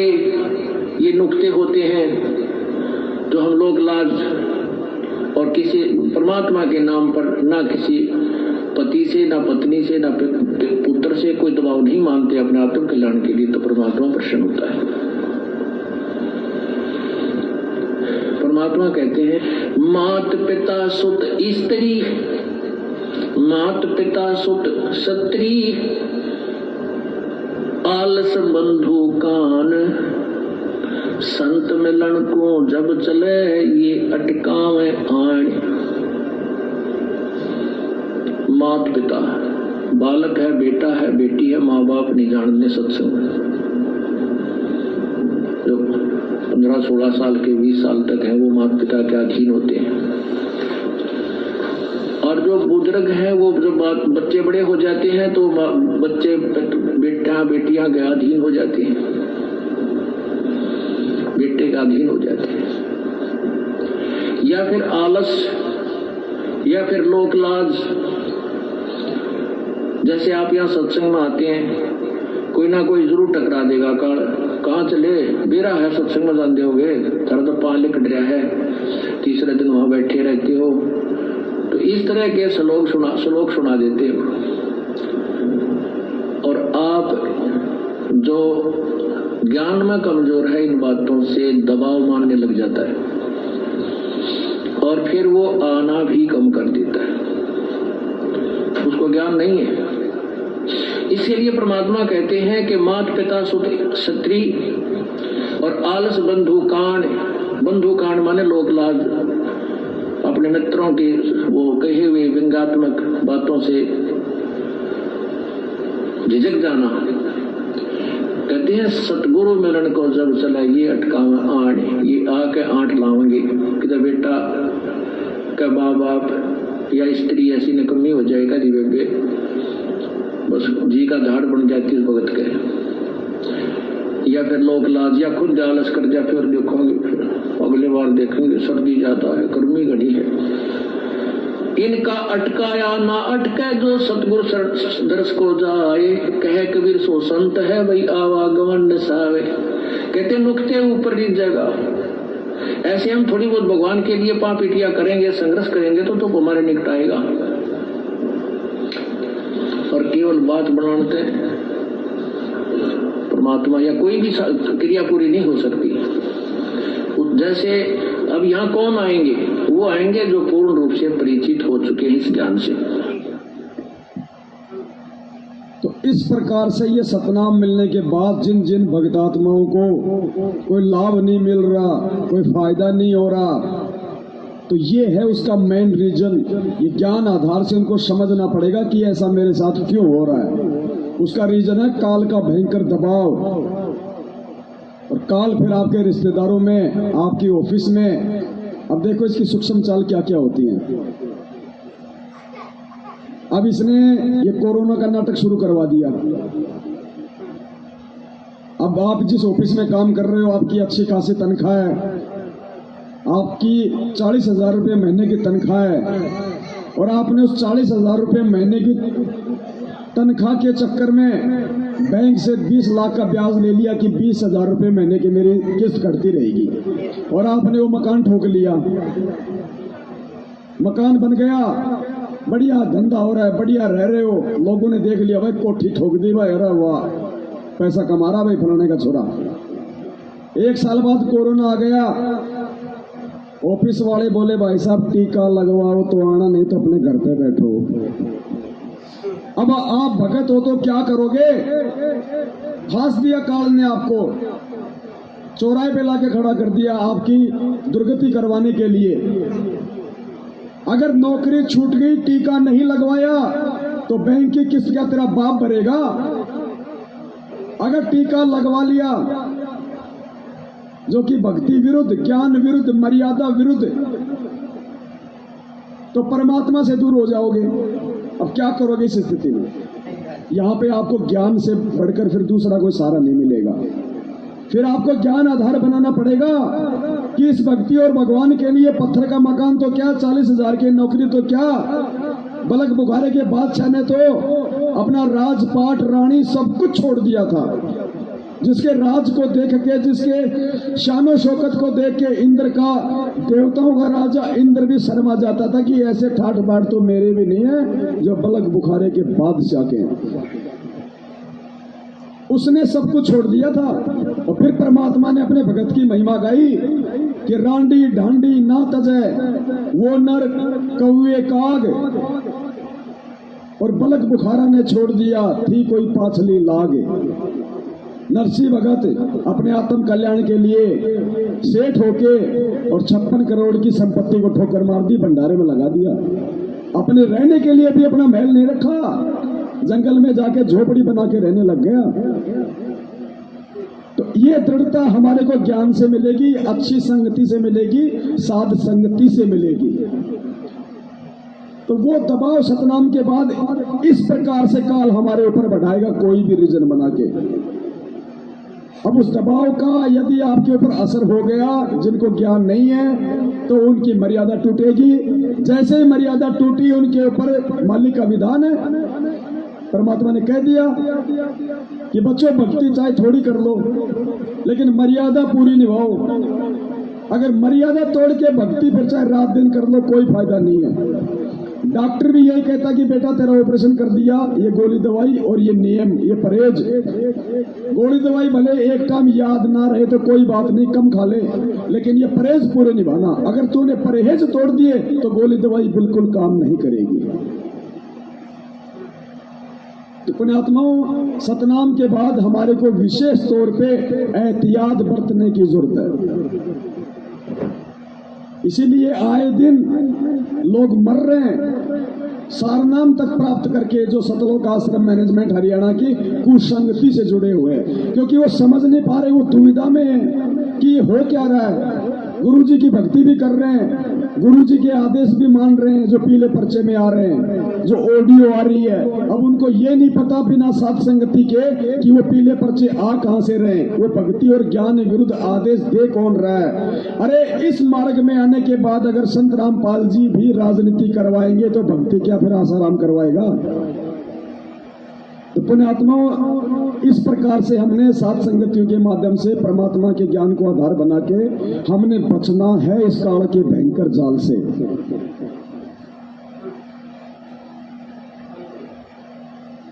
इसलिए सात संगतियों की जरूरत है, इसलिए भगवान ने हमें ये सात संगतियां दी है। वरना गुरु जी के रहते 27 साल हो गए, कहीं कोई सात संगति का नाम सुना था क्या? और आज इन्हीं सात संगतियों में जो भगवान के सत्संग हम 27 साल से नहीं समझ रहे थे कि परमात्मा ने सत्संग में क्या भेद छुपा रखा है, क्या गूढ़ रहस्य है, आज वो सारे भेद परमात्मा सात संगतियों से सार्वजनिक खुलासा करवा रहे हैं। और जो दृढ़ता, जो समर्पण, जो आस्था अपने गुरुदेव में और भक्ति के प्रति जो रुचि और जो भय आज से पहले नहीं हो रहा था, आज वो भय हमारे अंदर प्रकट होने लगा है। क्योंकि परमात्मा कहते हैं भय बिन भक्ति ना होई। और भय होता है ज्ञान से कि अगर रह गए अब की बार तो गधा कुत्ता बनने से मुझे कोई रोक नहीं सकता। वो नरक, वो 84 लाख योनियां, इसीलिए परमात्मा सत्संग सुनाते हैं। 3 प्रकार की वाणियां बताई परमात्मा ने, यथार्थ, रोचक और भयानक। यथार्थ यानी वास्तविक जानकारी, सृष्टि रचना, सत्संग। रोचक कुछ कुछ मीठी बातें परमात्मा बीच बीच में कोई चुटकुला सुना देते हैं, कोई हंसी मजाक की बातें कर देते हैं, जैसे कथाएं सुनाते हैं परमात्मा, तो ये रोचक है। और एक भयानक कि 4 खानी में जाएगा कबू न लगता पार, अगर भक्ति नहीं करी तो 84 लाख योनि में जाना पड़ेगा, गधे कुत्ते सूअर के शरीर भोगने पड़ेंगे, परमात्मा फिर सहायता नहीं करेगा। ये भयानक वाणियां। तो परमात्मा कई प्रकार के तरीके अपना के अपने बच्चों को भक्ति से जोड़ के रखते हैं। तो वर्तमान में उस परमेश्वर ने हम भाई बहनों को आपस में निमित्त बना रखा है। तो भाई दास को तो भगवान ने जो सेवा दी है, दास की योग्यता के अनुसार, योग्यता भी नहीं कह सकता, ये भी परमात्मा से दास माफी चाहता है कि परमेश्वर दास की तो कोई योग्यता है नहीं, हो तो आप ही योग्य बनाते हो। तो दास उस चीज को परमात्मा के ही आशीर्वाद से पूरी तरह से निभाने का पूरा प्रयास कर रहा है। हालांकि अभी भी बहुत कमियां हैं। मालिक से प्रार्थना करूंगा परमात्मा और सेवाएं दे, और सेवाओं को करने की शक्ति दे परमेश्वर। आप भाई बहनों का क्या फर्ज है, क्या कर्तव्य है, ये संदेश जो आप यहाँ से सुन के जाते हो, या आप यदि सोशल मीडिया पे जुड़े हो तो आपने किस प्रकार से अन्य भाई बहनों को जगाने के लिए आपने ज्यादा से ज्यादा इन वीडियो को आगे भेजना, शेयर करना, भगत भाई बहनों को बताना, ये आप भाई बहनों की जिम्मेदारी, आप लोगों की सेवा है। जब भी साथ संगति में आओ, प्रयास करो कि एक भगत को तो मैं एक और लेके ही आऊंगा। देखो हर बार आप आ रहे हो तो कोई फायदा नहीं है। अरे आप तो समझ चुके हो, मेरठ में इसी बात को लेके हमारा मनमुटाव हुआ था। हर बार वही भगत आ रहे हैं। तो दास ने खड़ा होकर कहा कि यहाँ पे कोई शादी का प्रोग्राम होता है क्या हर महीने? ये पांचों यज्ञ तो तुम अपने घर पे भी कर सकते हो। जब तक तुम यहाँ से सीख के जो जाते हो बाहर नहीं बताओगे, हर बार किसी एक आत्मा को तुम नहीं लाओगे, तुम्हारा क्या फायदा यहाँ पे आके सूखे ये भोजन करने से। ये खाना तो तुम अपने घर पे भी खा सकते हो, ये भक्ति तो तुम अपने घर पे भी कर सकते हो। और दास ने कहा था 8 मार्च 2020 को सबके सामने खड़े होके वहां पे, क्योंकि हमें कोई स्वार्थ नहीं है, हम कोई पैसों के लिए नहीं कर रहे। दास ने कहा कि आज के बाद कोई नहीं आएगा यहाँ पे। अगर तुम किसी नए भक्त आत्मा को नहीं लेके आते हो तो, और कोई नहीं आता है तो कोई बात नहीं, यहाँ से जो सुन के जाते हो यदि तुम दूसरों को नहीं बताते हो तो धिक्कार है फिर तुम्हारा यहाँ आना। फालतू में कोई मनोरंजन के लिए आ रहे हो। इस बात को लेके मेरठ वाले नाराज हो गए, हाथ से माइक छीन के बोले नहीं नहीं सब आएंगे यहाँ पे, ऐसी बात नहीं है, क्योंकि स्वार्थ उनका था, मेरा नहीं था। पैसे का हिसाब किताब वो लोग जो वो देखा करते थे, मैं नहीं देखा करता था। मन में दोष उनके था, मेरे नहीं था। तो दास ने खड़ा होकर बोल दिया आज के बाद कोई नहीं आएगा। इसी बात को लेके मेरठ वाले मेरे से नाराज हो गए और वो 4 लाख रुपए देने से उन्होंने मुझे मना कर दिया। ये था मेन रीजन। फिर दास भी वहां से आ गया सब कुछ छोड़ छाड़ के। मेरी जो दही बड़े की दुकान थी कम से कम 1 लाख से ऊपर का सामान था, मुझे दुकान तक नहीं खोलने दी। बोले मर्डर कर देंगे अगर दुकान के हाथ लगा दिया तो, निकल जाए यहां से। आज भी वो दुकान ऐसे की ऐसी, पता नहीं उन्होंने निकाल लिया नहीं निकाला पता ही नहीं। हम साधु हैं, हमने सहन करना पड़ेगा। जो यथार्थ है वो हमने लोगों को बताना भी पड़ेगा। तो पुण्यात्माओं इस प्रकार से हमने बहुत ही, क्योंकि हम ऐसे समय में, हम ऐसे दौर से गुजर रहे हैं जो कितना खतरनाक है, कितना। वही बात है, परमात्मा ने एक बार एक कहानी सुनाई थी हमें कि एक राजा था और राजा का बच्चा अपने दोस्तों के साथ कहीं बाहर खेलने के लिए निकल गया और खेलते खेलते बच्चा अंदर जंगल में चला गया गहरा। और जंगल में जो भील, जो आदिवासी लोग थे, दास को जाति सूचक शब्द प्रयोग नहीं कर रहा है, आदिवासी का मतलब होता है जो लोग सांसारिक लोगों से दूर रहते हैं और जो लोग मांस वगैरह खाते हैं जानवरों को काट के, जिनमें कोई समझ नहीं होती है, वो जंगली लोग जो अपने कबीले बना के रहते थे पहले, आजकल तो इतना नहीं है। तो राजा के लड़के को पकड़ के ले गए और अपने सरदार के पास ले गए। सरदार बड़ा खुश हुआ उस गोरे चिट्टे बच्चे को देख के, और उसने कहा कि भाई अगले महीने हमारी माता जी का, उनकी जो भी देवी थी, उसका त्योहार है और माता को यदि हम इस बच्चे की बलि चढ़ाएंगे तो माता हम पे और प्रसन्न होगी। बच्चे को एक कोठरी में डाल दिया, एक आदमी की ड्यूटी लगा दी खाना वाना खिलाने की कि ये बच्चा अगर हाथ से निकल गया तो मैं तेरे से ले लूंगा, ध्यान रखना। राजा ने मालूम किया बच्चा घर पे नहीं आया, काफी परेशान हुआ। पुण्यात्मा विचार करना, ये खाली एक कथा नहीं है, इस कथा का निष्कर्ष निकालना गुरुजी ने क्यों सुनाई, क्या समझाने के लिए। राजा यानी सतलोक में बैठा हुआ परमात्मा, सतनामपाल जी भगवान और कबीर परमात्मा।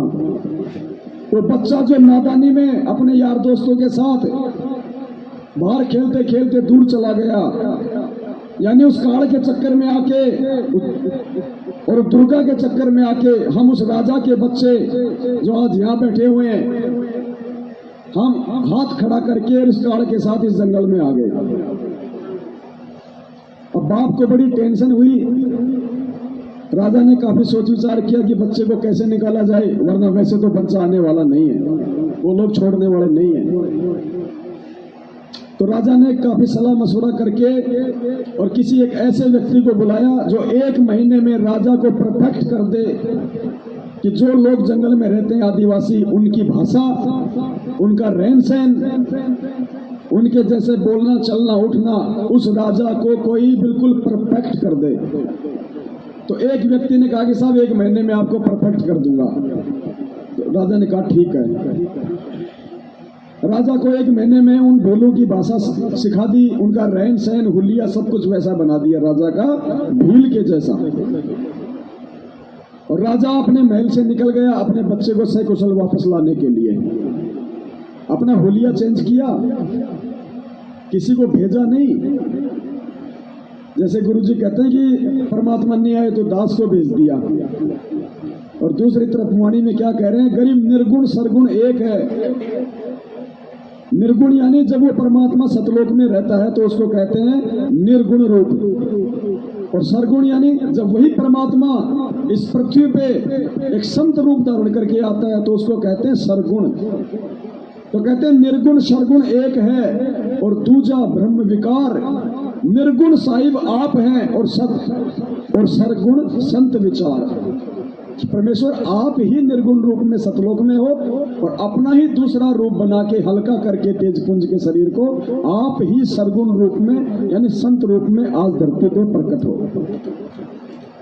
तो वो राजा अपने उस राजा वाले रूप को चेंज करके भील वाला रूप बना के और बच्चे को लेने के लिए जंगल में निकल पड़ा। पीछे से अपने मंत्री को उसने सारे दिशा निर्देश दे दिए। जंगल में चला गया,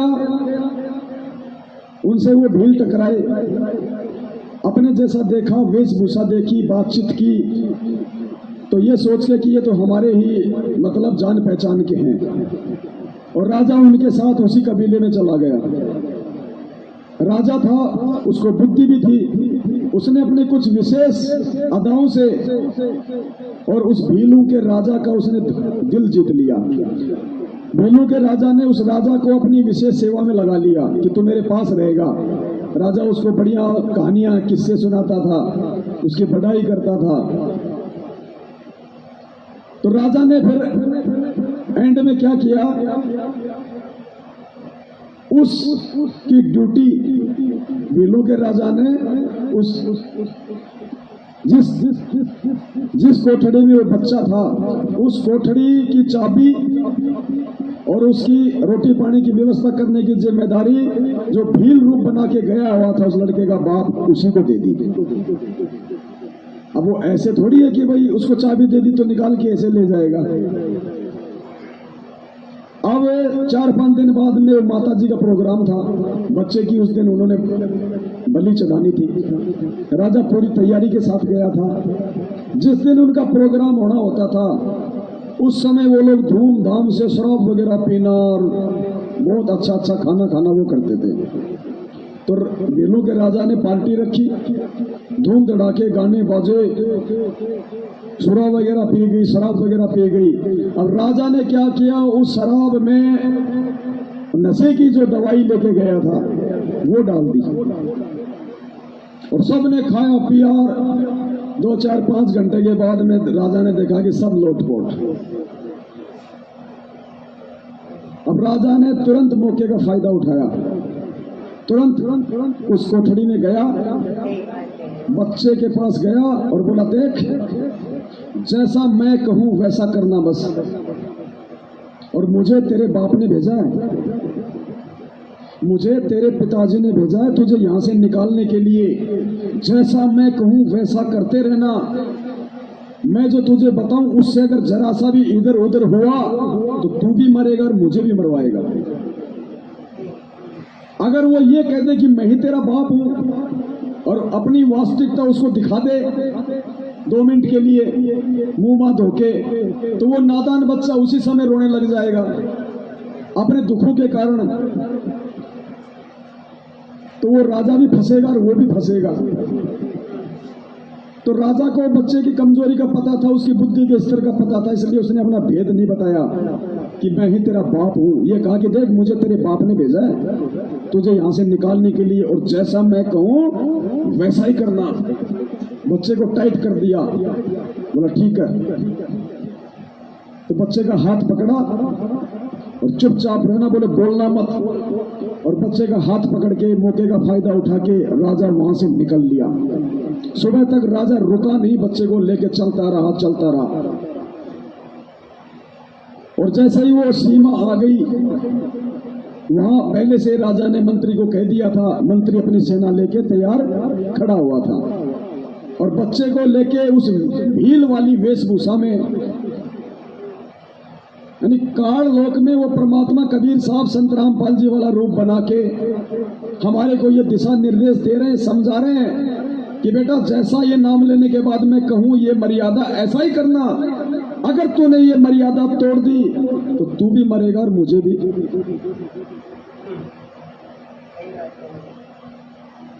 और यदि ये परमात्मा हमें अपना वास्तविक रूप दिखा दे आज,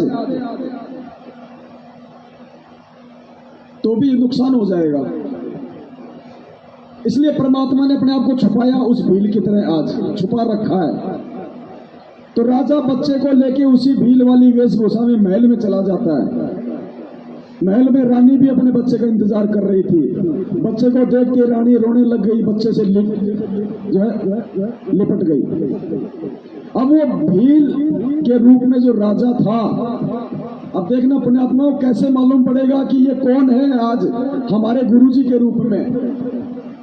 उसी बच्चे के सामने बच्चा भी देख रहा और भील वाली वेशभूषा को राजा उतारने लग गया और अपना मुंह वगैरह धोया। तब उस बच्चे ने देखा, रे ये तो मेरा ही बाप है और मुझे निकालने के लिए इतनी बड़ी बाधा इसने मोल ले ली। 21 महीने की जेल 2006 में, रोहतक जेल में छाती के बाल तक उखड़वाए इस परमात्मा ने मुझे इस काल के जाल से बाहर निकालने के लिए। आज 2014 से 7 साल की जेल, 30 दिन का पुलिस का रिमांड, दुनिया की गालियां, निंदा का पात्र बना, लोगों की यातना सही, किसके लिए? मुझ नीच के लिए, जो मूर्खता में इस काल के लोक में आके मैं यहां पे फंस गया। बच्चे ने देखा मेरा ही बाप है ये तो, अपने आप को छुपा के और मुझे वहां से निकाल के लाया।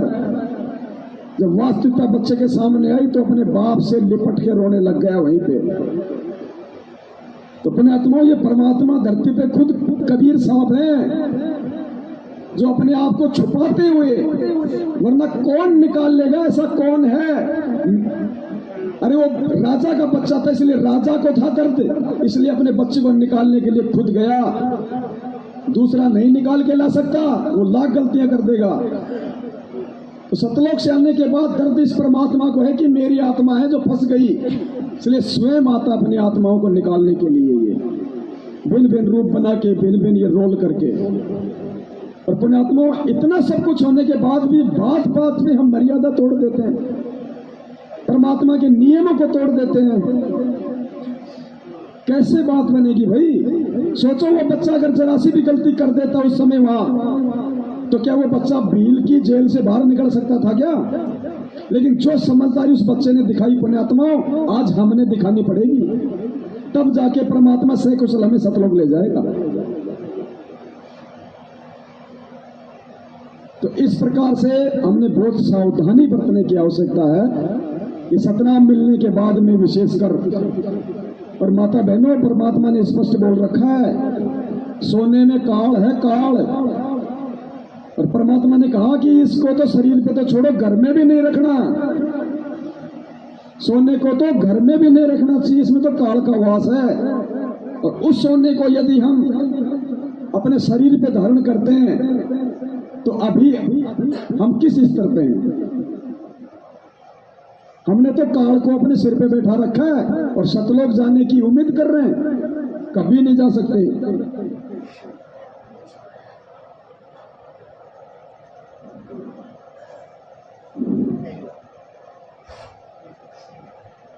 तो क्या कहा परमात्मा ने?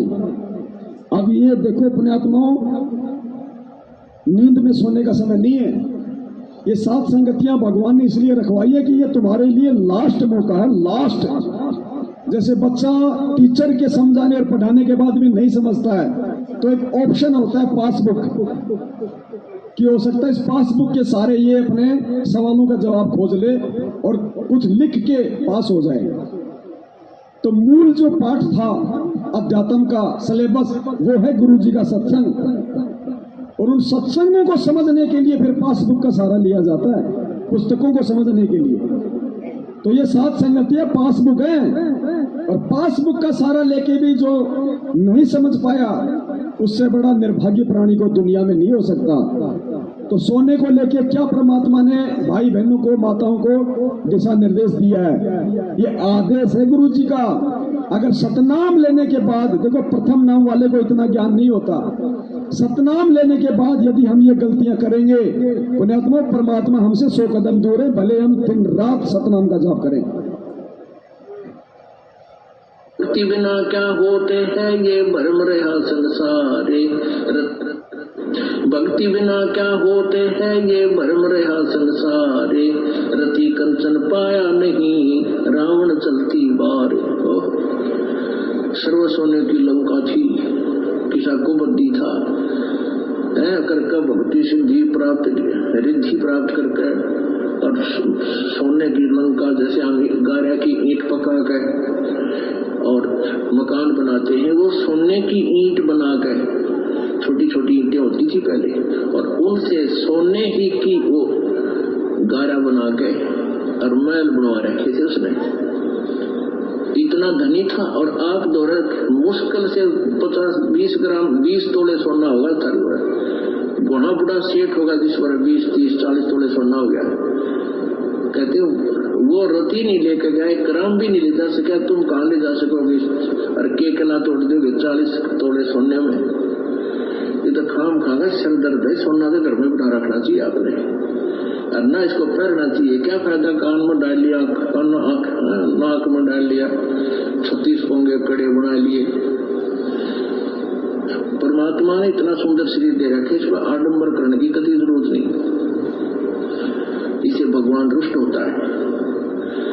भगवान की भक्ति करें, चाहे किसा भी शरीर है, काला है, गोरा, कड़े बना लिए। क्या कह रहे गुरु जी, सोना तो घर में भी नहीं रखना चाहिए, तो पहनने का तो सवाल ही पैदा नहीं होता। फिर क्या कहते हैं गुरु जी, इससे भगवान रुष्ट होते हैं। अरे वो 2, 4, 5, 10 हजार की चीज के लिए तुम भगवान को रुष्ट कर रहे हो, भक्ति कर रहे हैं, ड्रामा कर रहे हैं। हमें पता कि इस चीज से भगवान रुष्ट है, अगर ज्ञान है तो क्या उस चीज को अपनाएंगे? फिर भी हम पहने रहते हैं, तो फिर तो शराब भी पीने लग जाओ भाई, उससे भी भगवान रुष्ट होता है। शराब भी पियो, फिर नियम चाहे 1 तोड़ो चाहे 100 तोड़ो बराबर है।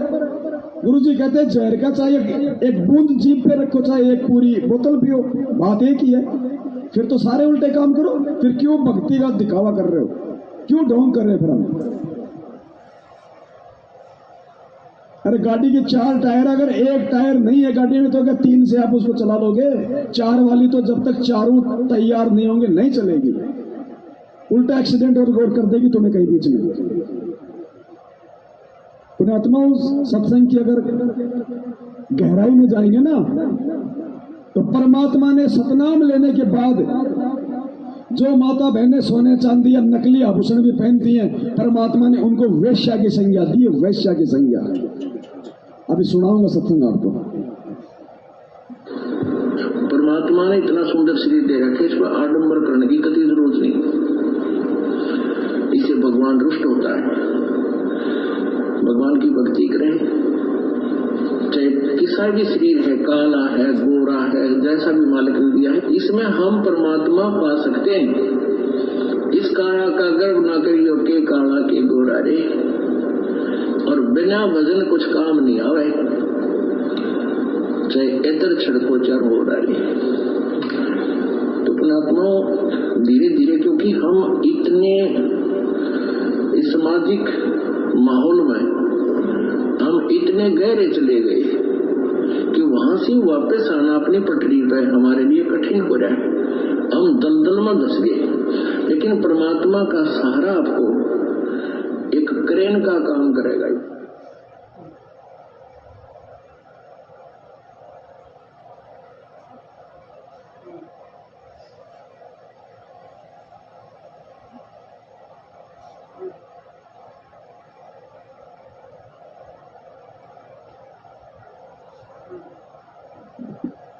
परमात्मा सीधे तौर पे नहीं कहेंगे, सीधे तौर पे तो अपने आप को ही भगवान नहीं कह रहे।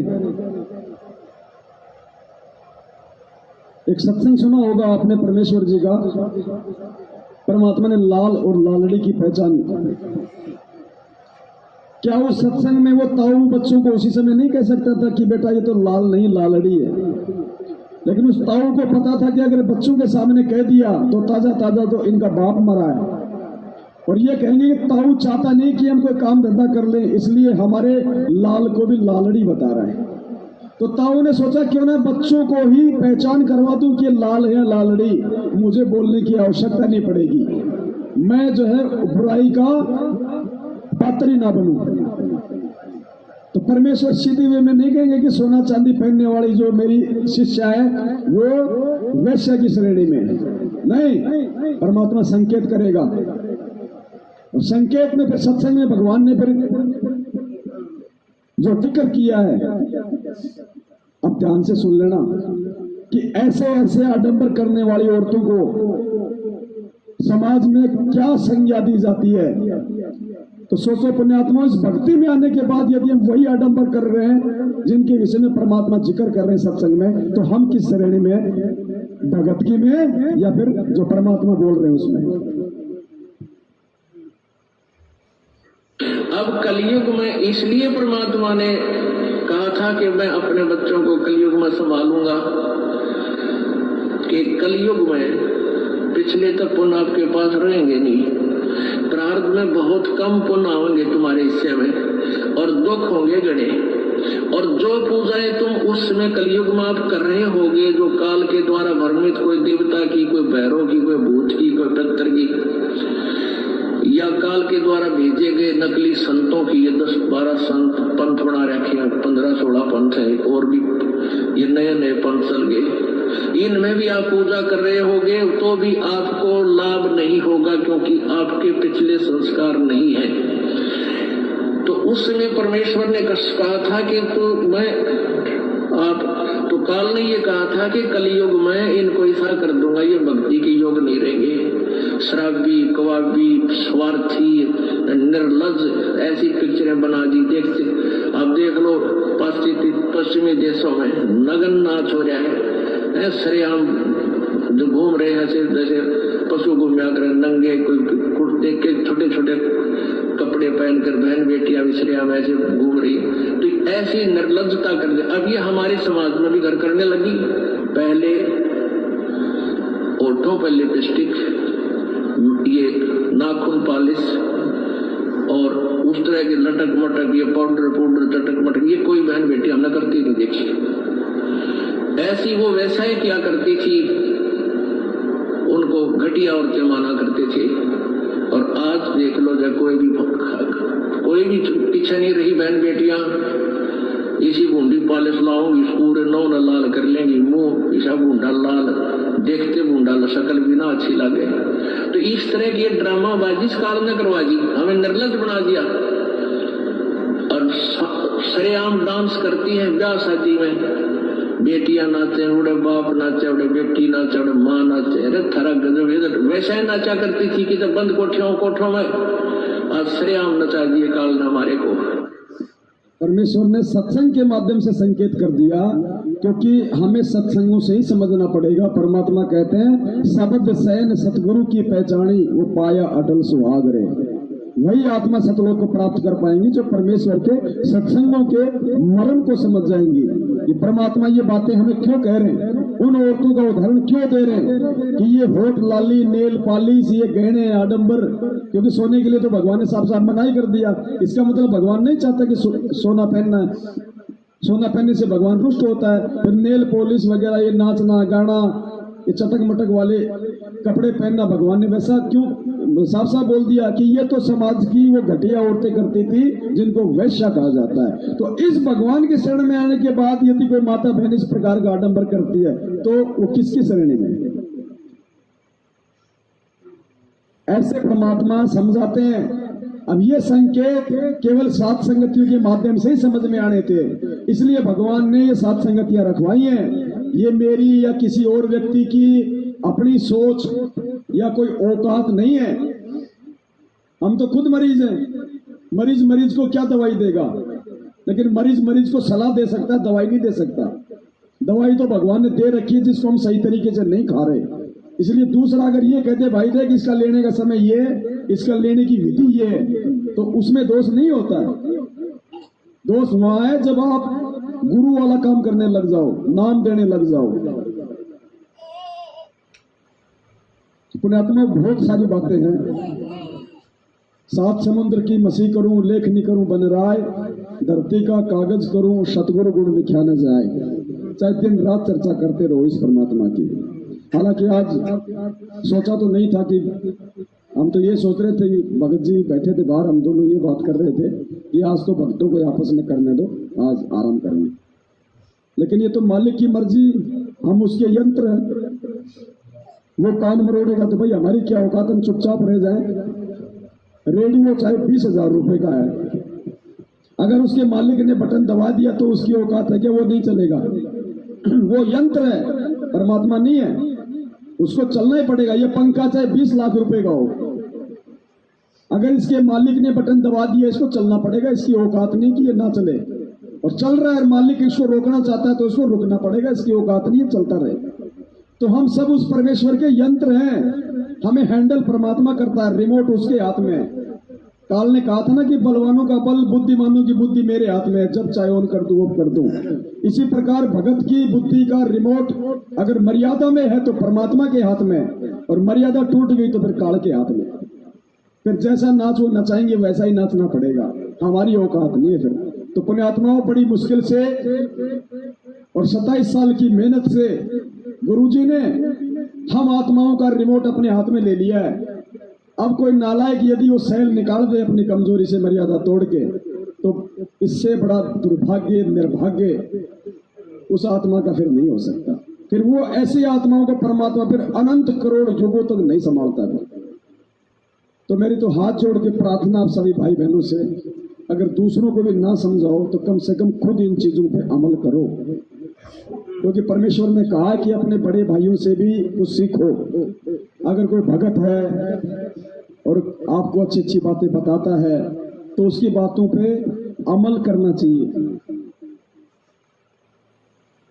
और इसी सत्संग के आधार से हम आप भाई बहनों को थोड़ा बहुत ये समझा रहे हैं।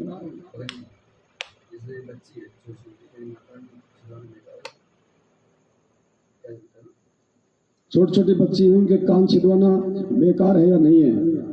भगत जी पूरी रात तो रामायण पढ़ी पंडित जी ने, और सुबह कह रहे हैं कि सीता के बाप का क्या नाम था। अब ये बातें क्यों बताई जा रही है भगत जी? भगत जी इसीलिए हमें दुख होता है, जब सब कुछ समझा दिया अब वही बातें।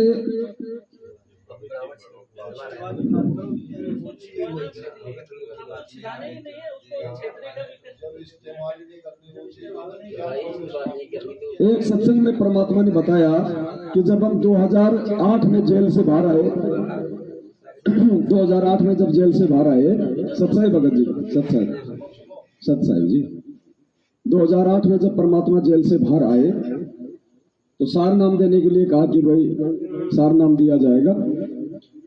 तो 300-400 लोग आए। बोलो भाई यहाँ 400 कुछ, बोलो भाई 2 दिन रुको, अभी आए हैं थोड़ा जेल से आराम करते हैं। तो 2 दिन के आराम में 200-300 तो भाग गए। बोलो जी टाइम नहीं है। बोलो परमात्मा ऐसे तो परीक्षा देता है।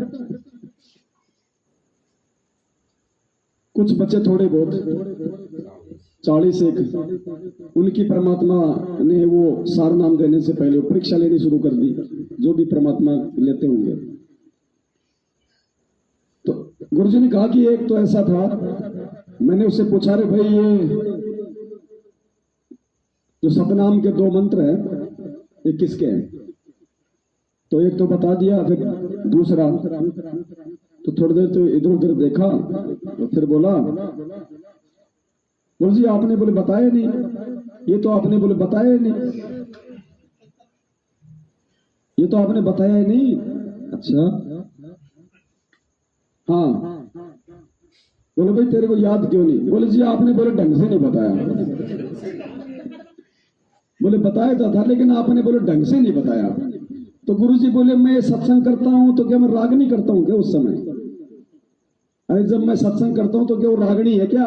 हर बार बताता हूं कि ये मंत्र है, ये प्रथम मंत्र काल का है, दूसरा अक्षर पुरुष का है।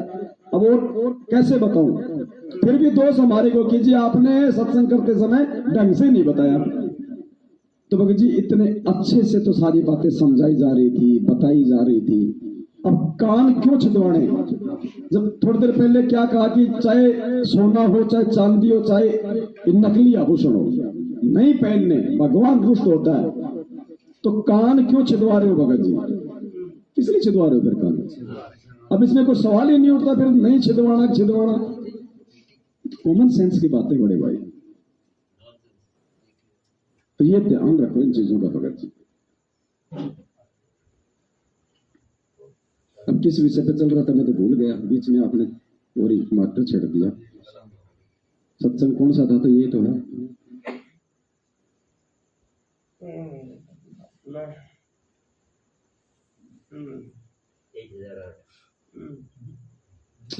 वही बात ना, बीच में बोलने का यही तो सबसे बड़ा नुकसान होता है भगत जी, वो क्रम टूट जाता है, भूल जाता है आदमी। चलो दया करी परमपिता परमेश्वर जी ने, हम सब सतगुरुदेव जी का कोटि कोटि दंडवत धन्यवाद करते हैं जो परमात्मा ने हमें साथ संगति के लिए समय दिया। परमेश्वर आगे भी ऐसी दया अपने बच्चों पे बनाए रखें। सत साहिब बंदी छोड़ सतगुरु रामपाल जी भगवान की जय हो। सत साहिब।